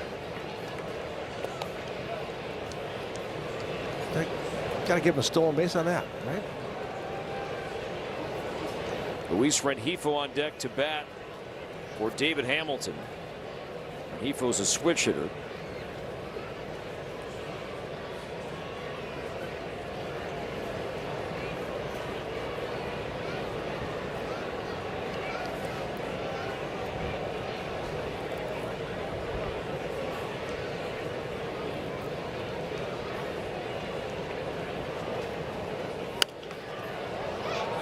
Now 3-2. Joey Ortiz.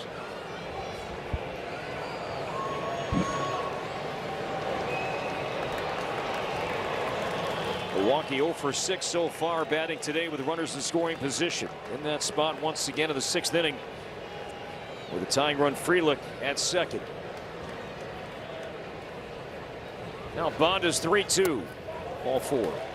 Frustration there from Bonda. Second time Ortiz has walked, and the pinch hitter Rengifo is announced.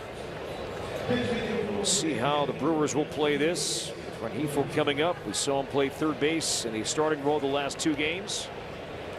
Pete Mackey out for a visit as well. Twins bullpen. Andrew Morris. Twins have been asking and leaning on the rookie in more high leverage roles here lately.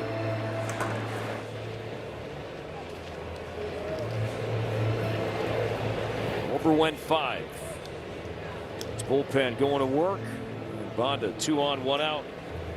And Rengifo coming up.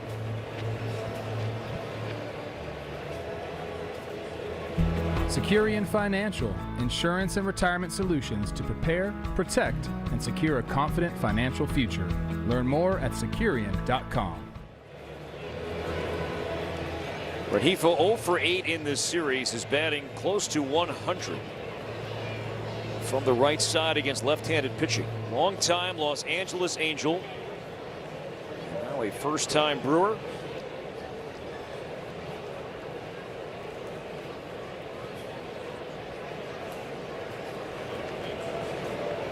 Caleb Durbin played third base for Milwaukee last year. He was traded to the Red Sox. 2 on, 1 out. 0-1.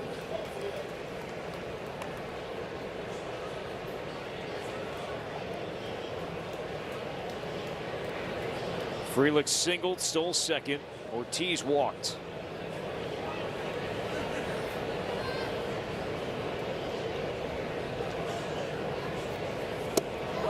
Oh, 0-2. Yeah, good job by Bonda. They're trying to measure him up, potential steal a third. Best way to try to prevent that is throw strikes to your hitter. Get that top of the lineup looming. Want to see a strike three or a ground ball here.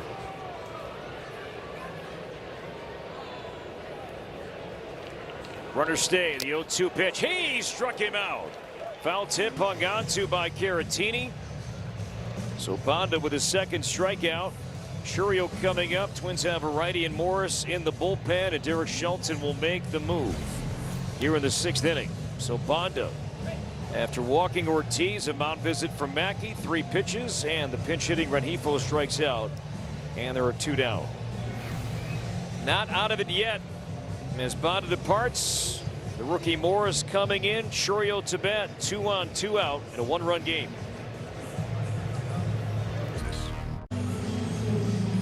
Experience a Twins game from Legends Landing. The newest all-inclusive area at Target Field offers great views of home plate and the beautiful downtown skyline with unlimited food and beverage. Make this your next game day destination. Twins.com/Legends Landing.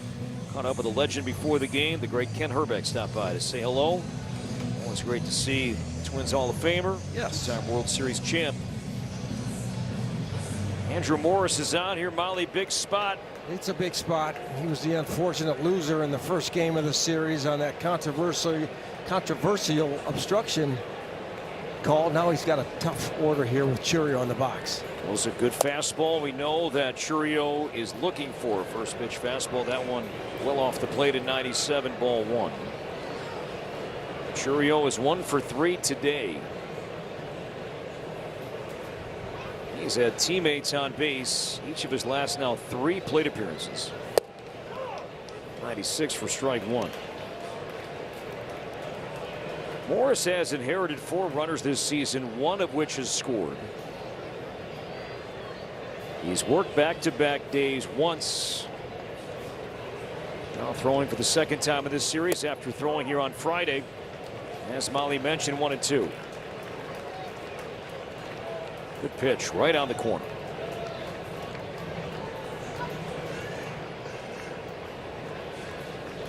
Frelick at second. Ortiz at first. The 1-2 to Churio. Chopped to the right side. Keyshaw makes the play, and Morris ends the inning, retiring Churio. And the Brewers strand 2 more. Lewis, Kryler, Outman coming up. Twins and the Brewers. Twins looking to salvage game 3. It's a 1-run game. It's at twins.com. Another Twins Brewers game, and right now we have another 1-run game. 4-3. Twins look to build on this advantage. Anderson back out. Lewis showing bunt and lays it down foul. The third baseman, after we saw Rengifo bat for Hamilton, stays in at the hot corner. So Royce 2 at bats, 2 strikeouts. Molly showing bunt here. Tried to do something to help your team. A lot of room over there down that third baseline. Rengifo playing way back, just couldn't keep it fair. Wasn't that a Tom Kelly approach to guys fighting it in a slump at the plate, just to try something a little different, make contact? Like you feel good about yourself if you do something that maybe starts a rally. It's a foul ball, as Lewis did show again. It clipped the bat, and it's now 0-2. And he'd like to put hit and runs on for guys in the batter's box too if they're struggling a little bit. Just give them a chance to really just concentrate on making bat ball contact.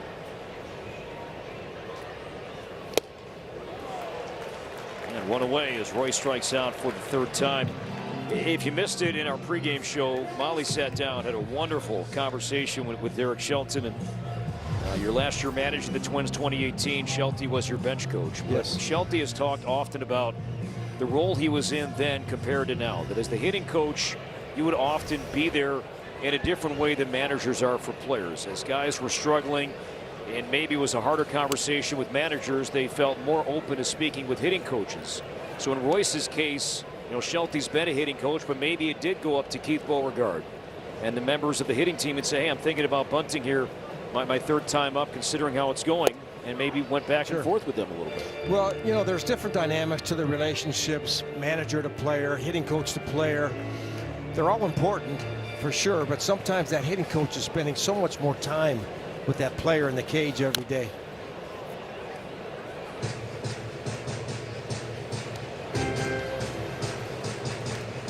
In a way, you feel you can open up more. I think so. And vent more to a hitting coach than you can certainly a manager, right? The hard part is when, you know, you're going through a tough time. You get advice from a lot of sources, right? I mean, your hitting coach, probably your family and best friends, and then everyone's got an opinion, and you just have to really find out which voices you can trust. And there's a lot of internet voices out there too, right?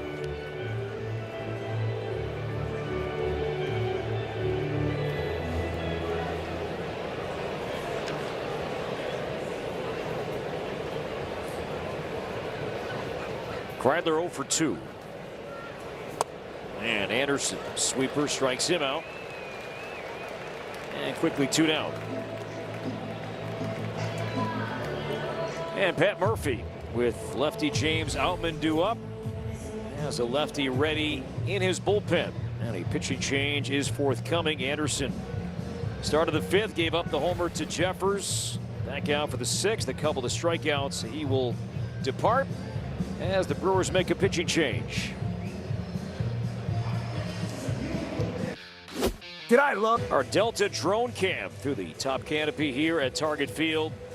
Sunshine for the finale of this series. Twins leading by 1. Pitching change for the Brewers. Anderson departs.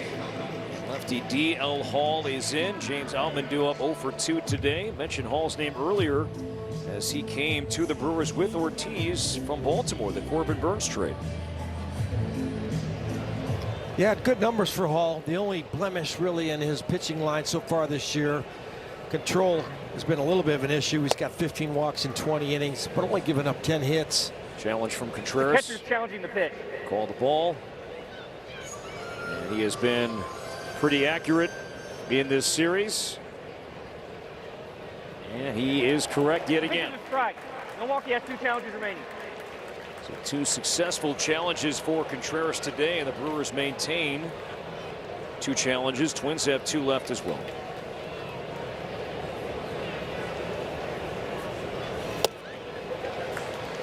No balls and 2 strikes. We said with Hall, high strikeout rate, but also a high walk rate, but 2 quick strikes on Outman.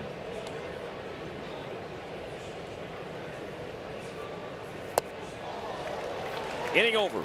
Anderson struck out 2. Hall strikes out Outman. And we go to the 7th. Twins by 1. Spicy chicken just got better at Wendy's. It's Toyota game summary time with the Twins up 4-3. Cody Clemens having another nice day. Started things with a double, then had another double, but let's be honest, it was really an inside the park little league home run for a little excitement here at Target Field. Ryan Jeffers with his 7th home run of the season, and then Christian Yelich, first game back after missing the last 4 with a back injury, gets back to work and sends one out of the ballpark. So it's a 4-3 lead for the Twins, guys. Audra, thank you. And Terang, Contreras, Yelich due up. Andrew Morris back out for the 7th.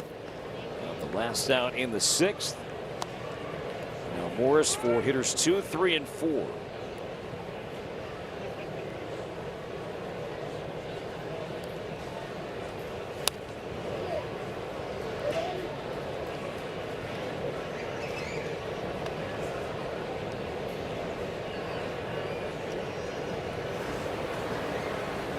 Taylor Rogers, briefly a Brewer, warming up in the bullpen. It might be for Yelich with Contreras on deck. 96 for a strike. 2-2 on Terang. Good pitch, top of the corner, top of the zone. I'm trying to figure out for a few days who Terang's swing reminds me of, and it's not the same body type. A little bit of that Josh Hamilton, little wiggle, and that follow through. Strike 3 called at 97. Good velocity from the rookie Morris. And this new bullpen role. And one away here in the Milwaukee 7th inning. Yeah, nice comeback. Good pitch. Fell Perfect. behind. Yeah, spotted up a couple of fastballs. A little extra when he needs it, too. Contreras, he's 1 for 3 today. He was robbed of an extra base hit back in the 5th inning. And a great play in right center by Austin Martin.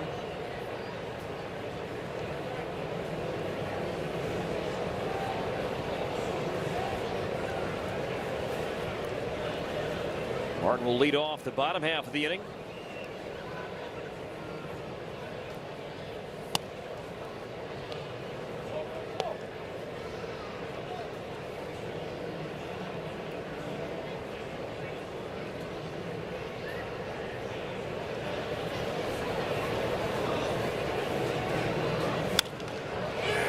Shallow right. Martin sprinting in. Still coming. Makes the catch. So a sinker retires Contreras. 2 down. Yelich coming up. See what Derek Shelton elects to do. He will leave his seat and he will make a move here. And Taylor Rogers will come in. And there's the move from Shelton. Job well done by Andrew Morris. Came in at a tough spot last inning. Retired Churio and Terang Contreras consecutively here in the 7th. Yelich against Rogers in a 1-run game in a moment. Running a small business. Twins by 1, 2 down. Milwaukee batting top 7. 2 veterans, 2 former teammates about to meet here late today in the final game of this series. Yelich to bat, and lefty Taylor Rogers is in. Second appearance for Rogers in this series. 1 day scoreless 7th inning on Friday. Yelich did not face Rogers, as Audra mentioned. His first appearance in this series happening today. Hit a home run last time up in the 5th inning. Yelich, 21 career games at Target Field. He's hit 4 home runs. He's batting over .330 lifetime at this venue. 0-2.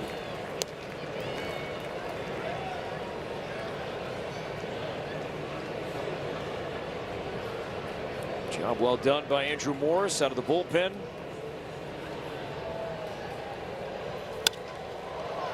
Crack to left center. Fighting the sun is Outman. Does he see it? He does. Makes the play, and Yelich is out number 3. Time to stretch. On a lovely day here in downtown Minneapolis. Twins have the top of the order coming up. Martin, Lee, and Jeffers. The Twins on top by 1, 4-3. Let's keep it here for home Sunday. Nice crowd on hand for God Bless America. It's time we ask you please rise and welcome local vocalist and performer and recording artist Sarah Renner as she sings God Bless America.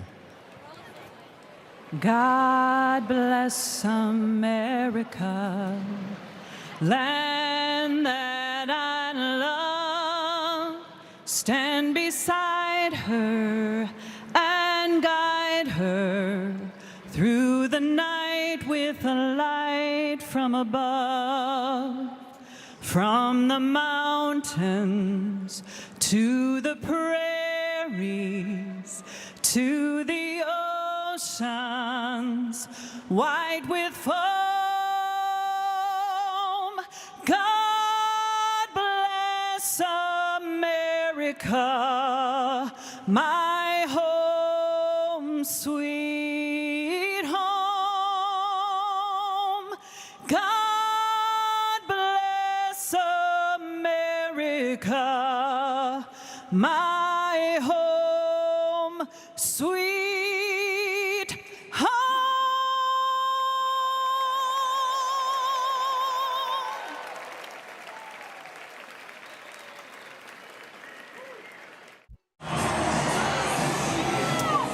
Let's look at our upcoming schedule, courtesy of Progressive. 3 more still to go on this 9-game homestand, but we will head out of town here soon enough. 3 cities, starting with that series against Boston. Then we've got 4 on Chicago's south side, and wrapping things up in Pittsburgh before the team heads back home to once again face the Red Sox. But a good stretch and a busy stretch of baseball coming up for the Twins. Audra, thank you. As we start the home 7th, top of the order, Twins look to build on a 1-run lead. Austin Martin facing DL Hall. Now, speaking of the upcoming series with the Astros, starting here tomorrow night, stay tuned. Twins postgame coming up. Marnie, Tim, Audra. Derek Shelton asked pregame about Simeon Richardson. He would line up and still may line up to start game 1 tomorrow night. It would be his day to go. And Shelton was asked about that pregame. He said, we'll have an announcement for you postgame about what tomorrow's pitching plan should look like. 1-1 to Martin. 1-2. We had a little education on TBA and TBD. That we did. To be announced or to be determined. And Shelty said TBA. So that the Twins have decided, but they will announce what they're doing after the game outside on a backdoor breaking ball. 2-2. Hopefully Byron Buxton is getting closer to returning. He's been out with a sore hip since Thursday. 3-2. Nice if the Twins can somehow find a way to pad that 1-run lead a little bit, a little more margin of error.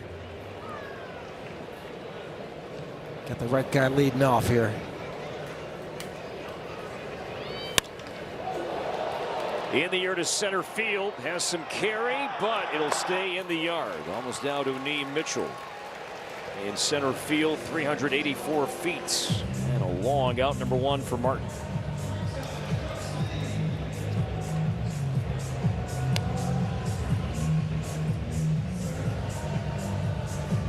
So 1 away, Brooks Lee will bat. Brooks is 0 for 3 today. 1 for 11 in the series.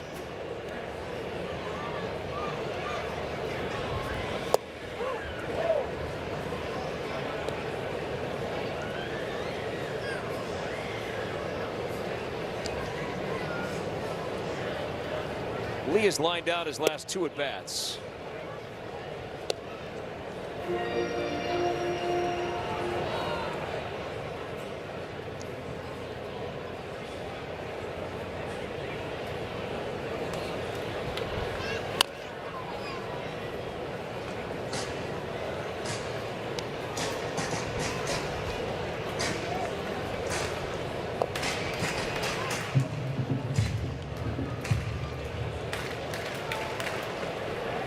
Twins won back-to-back 1-run games last weekend in Cleveland. They have dropped back-to-back 1-run games this weekend against Milwaukee.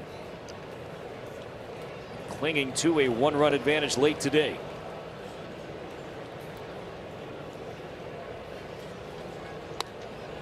Ryan Jeffers, his swing the difference. He's on deck.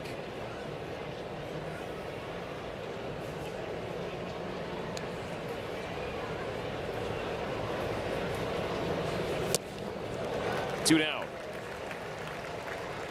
Lee doesn't strike out too often, but Hall picks up his 2nd strikeout today, and here comes the aforementioned Twins DH and Ryan Jeffers back in the 5th. This home run swing powered by Treasure Island Resort and Casino. For every Twins homer hit to the Treasure Island home run deck, Treasure Island donates $2,500 to the Twins Community Fund in support of the Junior Twins Equipment Kit program.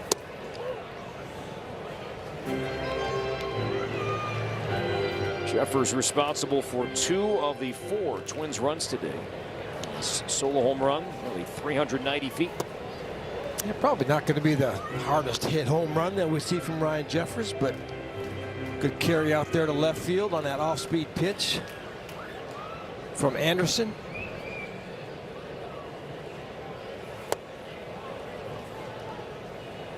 Milwaukee will have Bowers, Frelick, and Mitchell due up back-to-back, make that 3 straight lefties.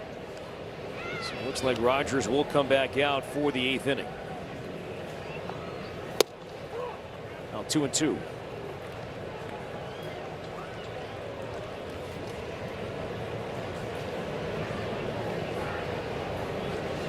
Ryan Jeffers, former 2nd-round pick. Could be a free agent at season's end.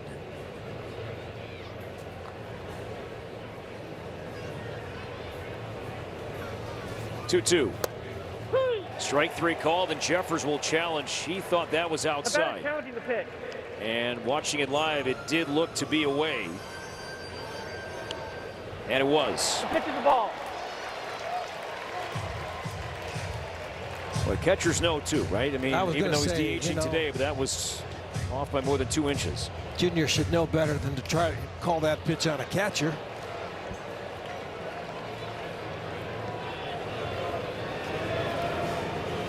Ball 4 inside, so Jeffers with the challenge.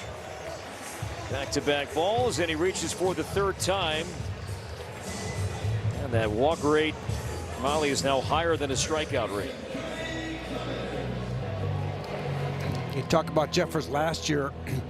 You could tell it was a concerted effort to try to use the right field a little bit more and become a better overall hitter. But he felt he lost a little bit of that power game by doing that. I think this year he's finding that balance. And part of it is just an educated feel of that strike zone. Loop to left, shallow, but Churio covers ground and makes the play, and the Twins lead 1. 4-3. Back to the 8th in a moment.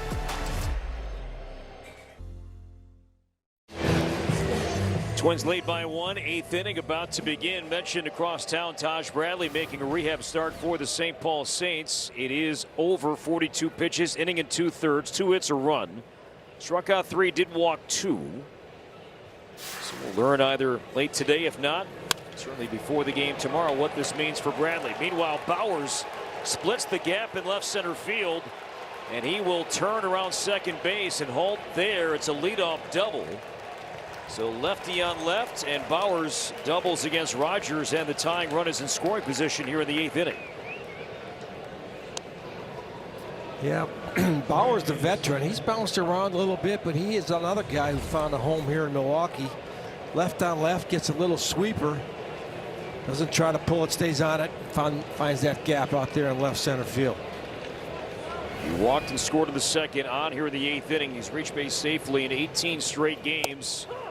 Let's see if Milwaukee will bunt here. Frelick did not show. Twins, at least Lewis playing in at third base, 0-1 on Frelick, who has 2 hits today and 2 stolen bases.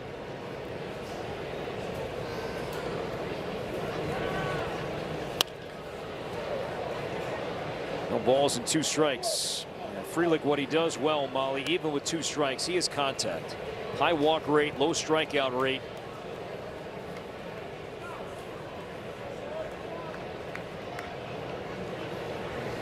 As we have noted through the last couple of days, that one of the Brewers' strengths is that they just don't strike out a ton. They know how to put the ball in play.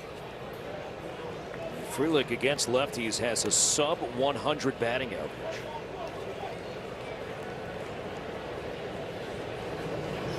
Tying run, Bowers at second. Chop to third. Lewis makes the play. Runner holds.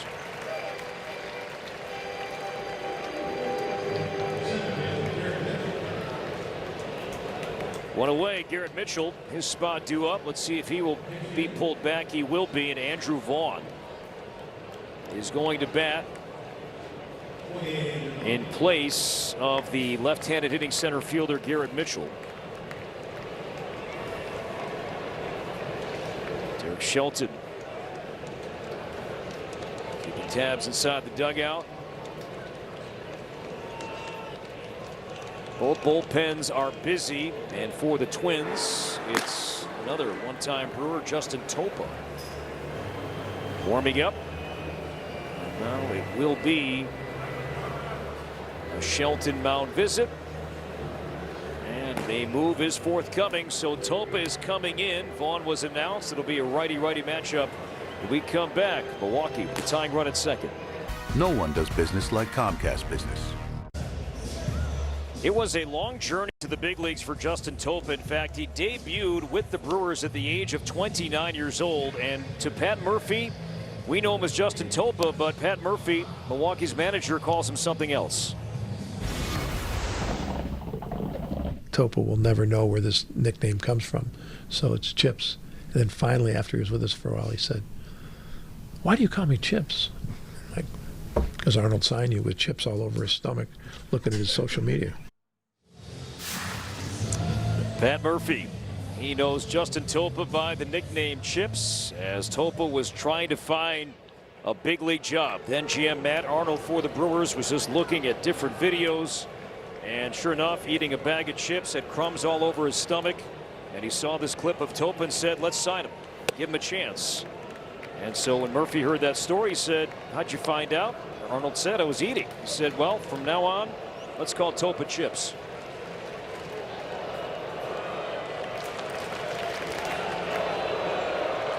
One ball, no strikes on Andrew Vaughn. Pitch hitting for Mitchell. Ground ball to the mound over Topa's head. Here comes Keyshaw fielding and throws him out. Bowers to third, 2 away. You know, you come off the bench, you might get plenty of swings in the batting cage, so you're ready to swing the bat, but try to sprint to first base on a chopper over the mound. Nice patience by Keyshaw, not overly rushing that play. Big out.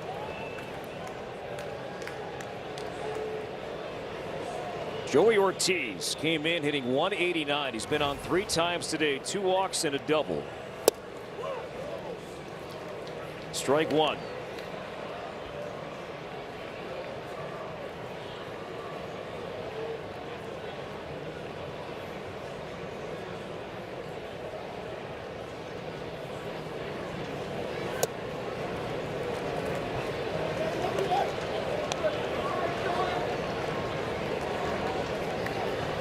Milwaukee 0 for 10 with runners in scoring position, 3 for 30 in the series, but Bowers the tying run 90 feet away. Changeup missed low.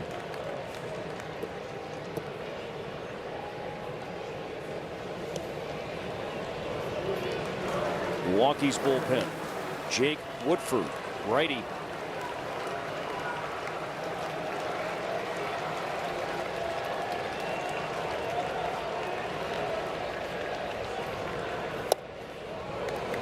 Three and 1.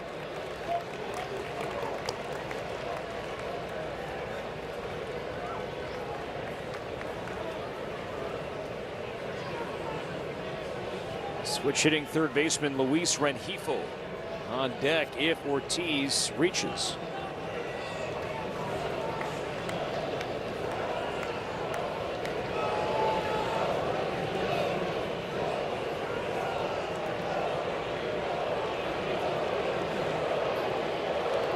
The 3-1 from Topa. Inside, ball 4. Caratini will challenge. Look to run inside. Caratini took a chance with the Twins having 2 challenges, and Ortiz is on for the 4th time, 3rd walk. It's not insignificant, Molly, because not only does the go-ahead run reach here, but the guy with speed in Ortiz, and now 1st and 3rd. Yeah, I think Topa will tell you that's the guy that he wanted. He just fell behind and couldn't find that inside corner.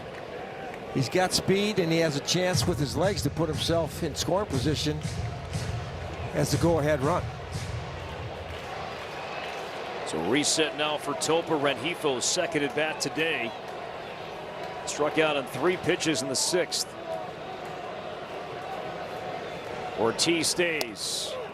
Strike 1. Also puts the double steal in play if they so choose to do that, if Rengifo falls back in the count 0-2. That was a pitch that Rengifo could have challenged, did not. It was up. Ortiz runs, ground ball foul. And now Topa's a strike away. It's 0-2.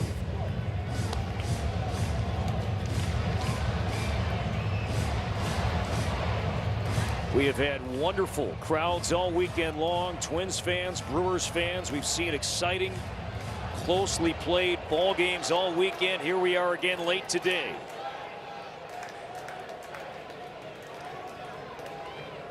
Runner stays. The 0-2 outside. Who might have just clipped the corner, but with 1 challenge left. Can't do it.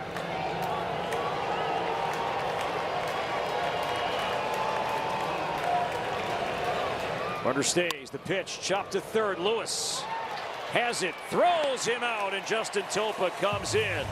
Couple of ground ball outs, and the Brewers strand 2. Twins maintain the lead. Luke Keyshaw leads off the 8th when we come back on Twins TV. Here. Get tickets at twins.com.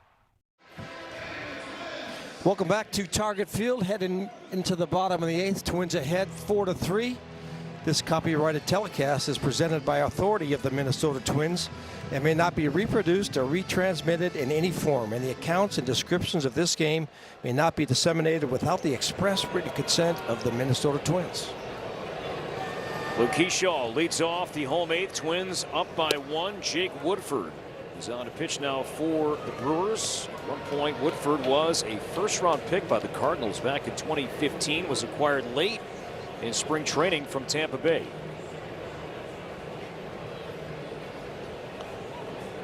Keyshaw's been on twice, looking to add to it. Bangs one to left center field. Churio on the run, slides, and that ball lands. It's on the warning track. Keyshaw never stopped running. He'll make third base, and a good start here in the 8th inning. Well, it's a great start to the inning. Twins looking for that insurance run. Churio just moving over to center field. What a long way for that ball. It did hang up. It gave him a chance to make that catch. Little slider, top of the zone. Nice swing by Luke. Get a look at Churio trying to track that ball down.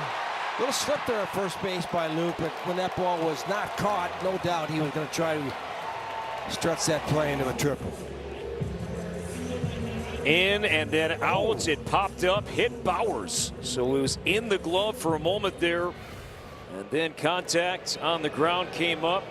And a quick trip triple for Keyshaw. Infield in. Massive insurance run 90 feet away. Victor Caratini 0 for 1, hit by a pitch twice. A strike from Woodford. Part of the downfall of these first 2 games, we've had situations when we've had that man at third, no outs, less than 2 outs, and just haven't been able to deliver. So Milwaukee moving things around defensively. Churio left to center. Bowers first to third. I'm sorry, first to the left. Andrew Vaughn stays in after batting for Mitchell to play first base. 0-1 to Caratini.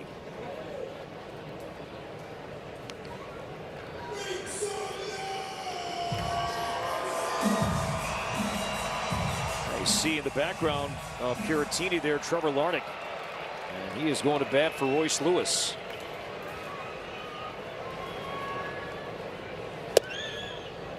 So 2-1.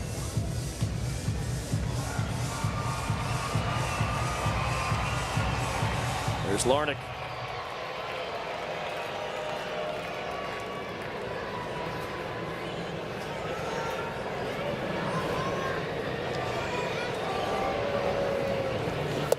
Now, Molly, I ask you a lot about the contact play. With nobody out here, would you still run it here with nobody out, leading by 1 of the 8th inning, or wait a batter? I appreciate that question. I should have probably addressed that. I wouldn't do it with nobody out here. Little risky. Give the next guy a shot. Lofted into left. That's Bowers now playing left field. He'll come in, make the catch. Keyshaw tags, heading home. The throw is way high.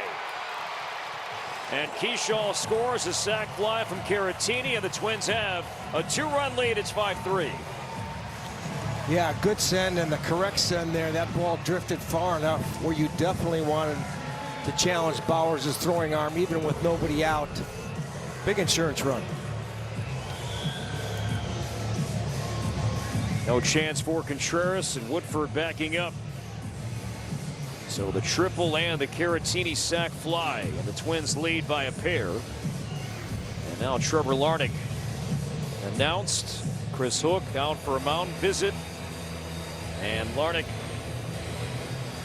returned to the lineup yesterday after a couple of days down with tightness in his upper back, and hit a home run. In fact, the lone Twins run yesterday came off the bat of Larnach as he homered off starter Logan Henderson above the wall and right for a second this season. Let's go back and take a look at this home run swing for Larnach on Saturday night. Yeah, after a couple days off, tending to a little bit of upper back tightness, good to see him back in the lineup, supplying the Twins with that only run yesterday on that home run. And now the ball came out, but Contreras clearly challenged. He has been perfect in challenging today. This was called a strike, and Contreras is still perfect. Milwaukee has 1 challenge remaining.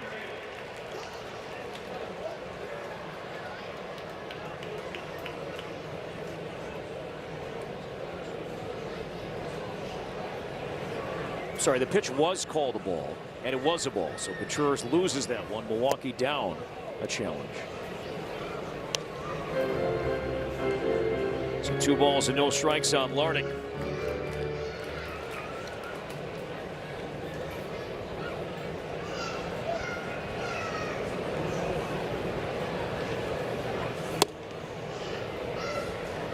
We'll see what the Twins Motley do defensively with Larnach hitting for Royce in the 9th inning. Does Ryan Kreidler come in from the outfield and play third base?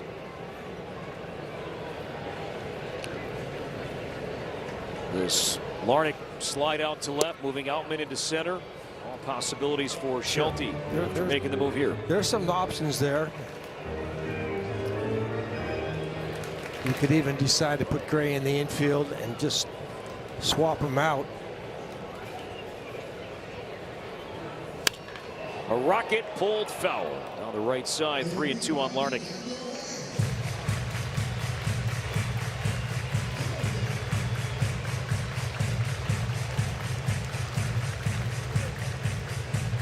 Now 9th inning for Milwaukee. They will have the top of the order, and Luis Garcia.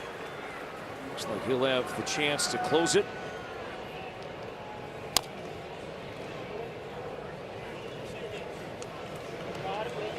As we have seen, the Twins do not have a defined closer.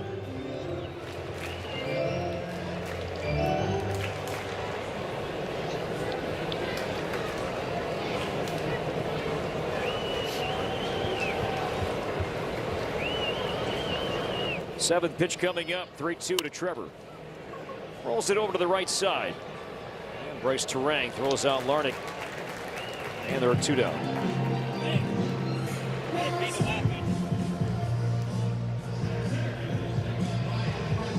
Kreidler 0 for 3.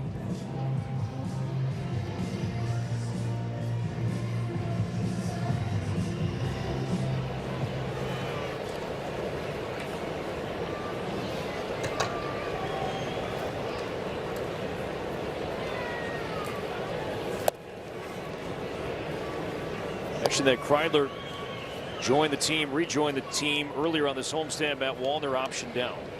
That Saints game, Matt Wallner with a sac fly, RBI for St. Paul today. That was a 1-1 score earlier across town. And now the Saints have a 2-1 lead.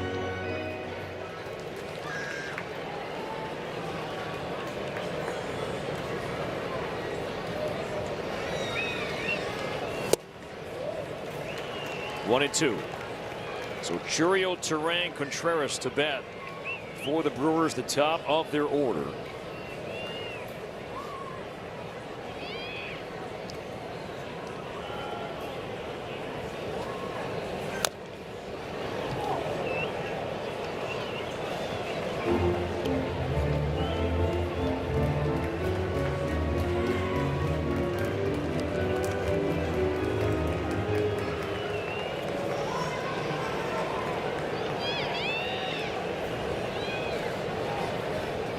Again, the 1-2 struck him out, inning over. For the Twins add a run, a Keyshaw triple, and a Caratini sac fly. 9th inning, Twins by a pair. Twins baseball is powered by MLB.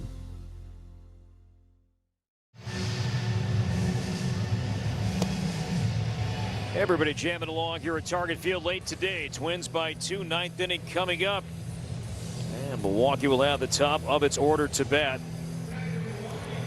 As we look down at beautiful Target Field, sun shining, final game of this series, rivalry weekend. Luis Garcia is on to pitch. See the numbers For Garcia this season, he has a 20, has saved 1. And the Twins have used 7 different guys to close games this season. Topa's 2 saves lead the way as he pumps in strike 1 on Chourio.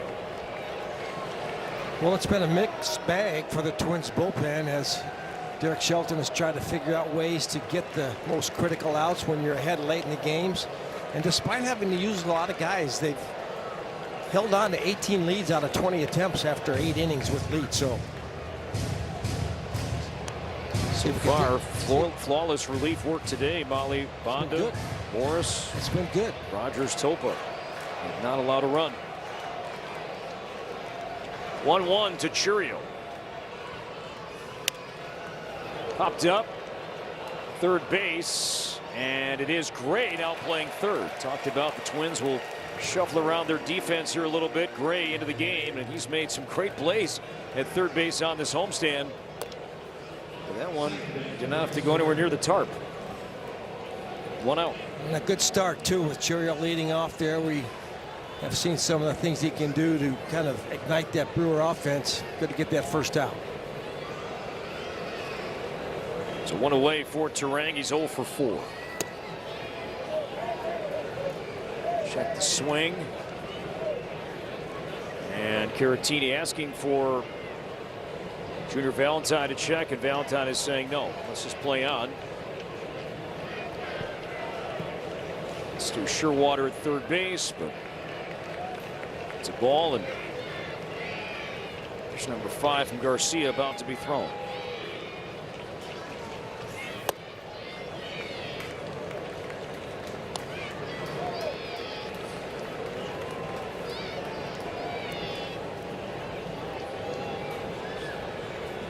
Turang 2 for 12 in the series. 2-1. Milwaukee heads to Chicago. Twins stay home. The Astros in town, beginning a 3-game series here tomorrow night.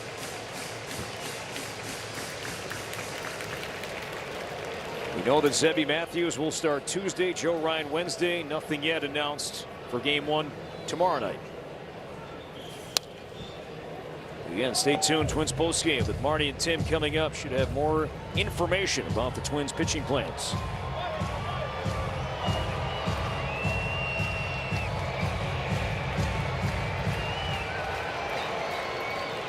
Contreras on deck.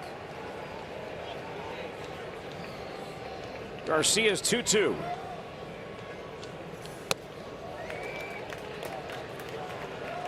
No walks here, Molly, leading by 2. If he hits a home run, fine, but no walks here. Throw it down the middle. Take your chances.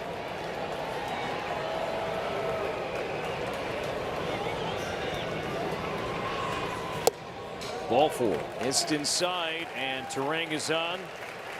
And the tying run in Contreras is coming up. He is 1 for 4 today. 4th walk issued by the Twins collectively today. Make that 5. And the 3rd from a reliever. And now the dangerous Contreras. 0-1.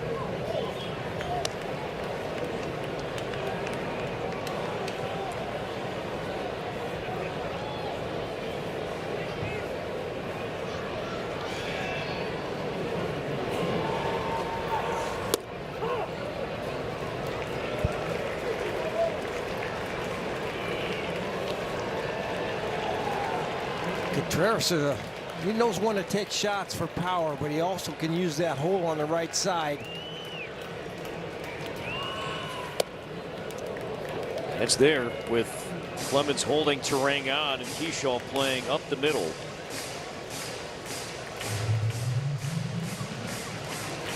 As you mentioned, Molly, a whole lot of space on the right side of the infield. That's why I hate to see that walk, because Clemens could get out there and plug that up a little bit with nobody on base. Chopped up the middle.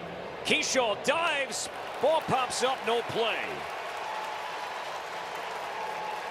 Now Keyshaw, because he was playing up the middle, was able to keep that ball in the infield, and with that keep Terang at second base, not third. But now the tying run is on for Milwaukee here in the 9th inning. Yeah, I'm surprised that Keyshaw was able to get a glove on that ball, because I think he lost it behind the umpire there for just a brief second.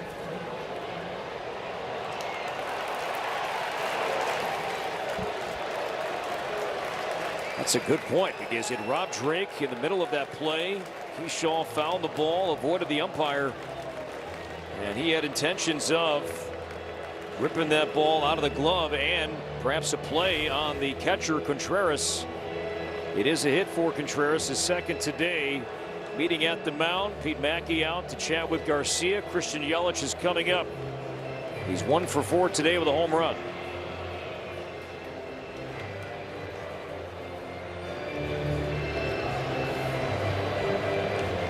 With the way these first 2 games have gone, I guess it was too much to ask for no drama here in the 9th inning. 25,375, the announced crowd for Game 3 today.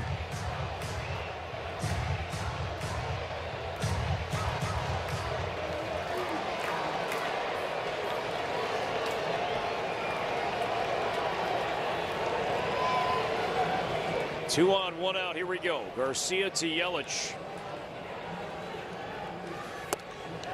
Ball 1. Thought the Twins might show a little more depth in the outfield here, trying to protect against that extra base hit. That might allow that runner at first to score that tying run. Martin playing the deepest of all 3 in right. 97, but it missed. 2-0. So the outfielders, Kreidler favoring more left center.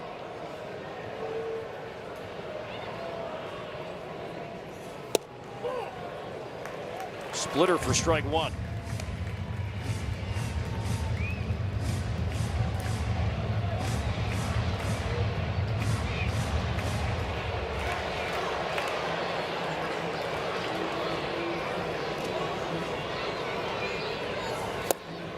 Two and 2, back-to-back splitters.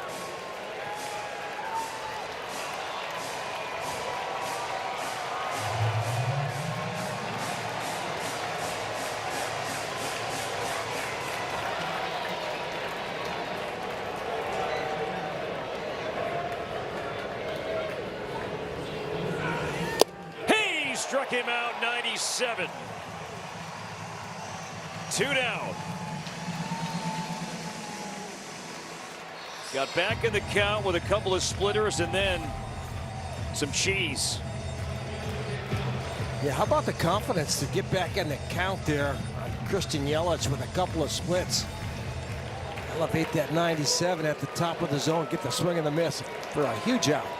Now Jake Bauers. He's been on twice today. Line to first, past Clemens. Terang will score. Contreras on his way to third base. It's a 1-run game, 5-4 here in the 9th.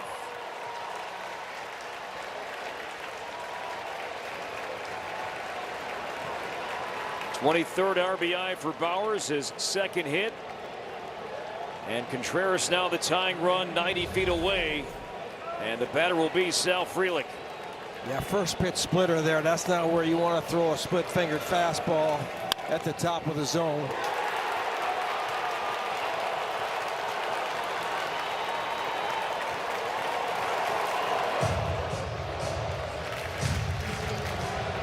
Logan Henderson started yesterday for Milwaukee, pumping the fist inside the dugout. Bauers will leave for a pinch runner as Blake Perkins comes in to run for Bauers, and he's the go-ahead run. Sal Frelick, among the higher contact rates of any batter in the game, steps in for Milwaukee. 2 on and 2 out. Strike 1. Frelick 2 hits today. Another pitch that looked to be up. Brewers, though, did not challenge. Frelick 1 for 3 lifetime against the Twins reliever. Perkins runs and the pitch fouled back.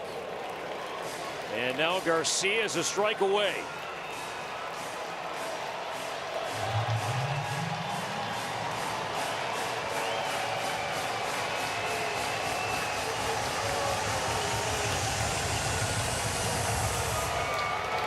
Twins fans on their feet. Milwaukee fans on their feet. Make a pitch, make a play. Perkins runs the 0-2 pitch, popped up behind the plate. Caratini to the net. He's got it. Twins win it 5-4 and beat Milwaukee for the first time at Target Field in a couple of years. Milwaukee won the first 2-1. Twins win the finale by 1. And the Twins have 3 wins so far on this long homestand. Molly, great job all weekend, my man. Really all week. Homestand with Morty. Enjoyed it this weekend. Great catching up. Let's do it again soon, my man. A lot of fun. Enjoyed working with you and Justin this week. Great 3 games here. Great weather. Good win for the Twins. Carry it over to Houston tomorrow night. Try to keep it going against the Astros here at Target Field tomorrow night. Twins are now 21 and 26. Great job once again, producer Tom, me, broadcasting and producing baseball for the first time all weekend long. Tom, job well done. Matt Loxton and our director, Paul Molitor, Audra Martin. Corey getting at-bats, not even getting consistent at-bats. And so now that the Twins have been seeing a lot more right-handed starter, Cody Clemens has been in the lineup on a regular basis. And it might even have surprised a few people that he was in the lineup against the starting left-handed pitcher today. But Cody Clemens, boy, we've seen his average continue to rise because he has been taking good quality at-bats. He has been barreling up the baseball. He has been finding ways to not only pull the baseball down into the right field corner, but we have seen him in the last couple of days get some opposite field base hits and really seeing the ball very well. And so there's probably going to be an argument to be made that Cody Clemens is going to see a lot more time at first base. I'm thinking that we'll probably see Victor Caratini on occasion over there with maybe a really tough left-hander, but it wouldn't surprise me to see Cody Clemens at first base with the bulk of the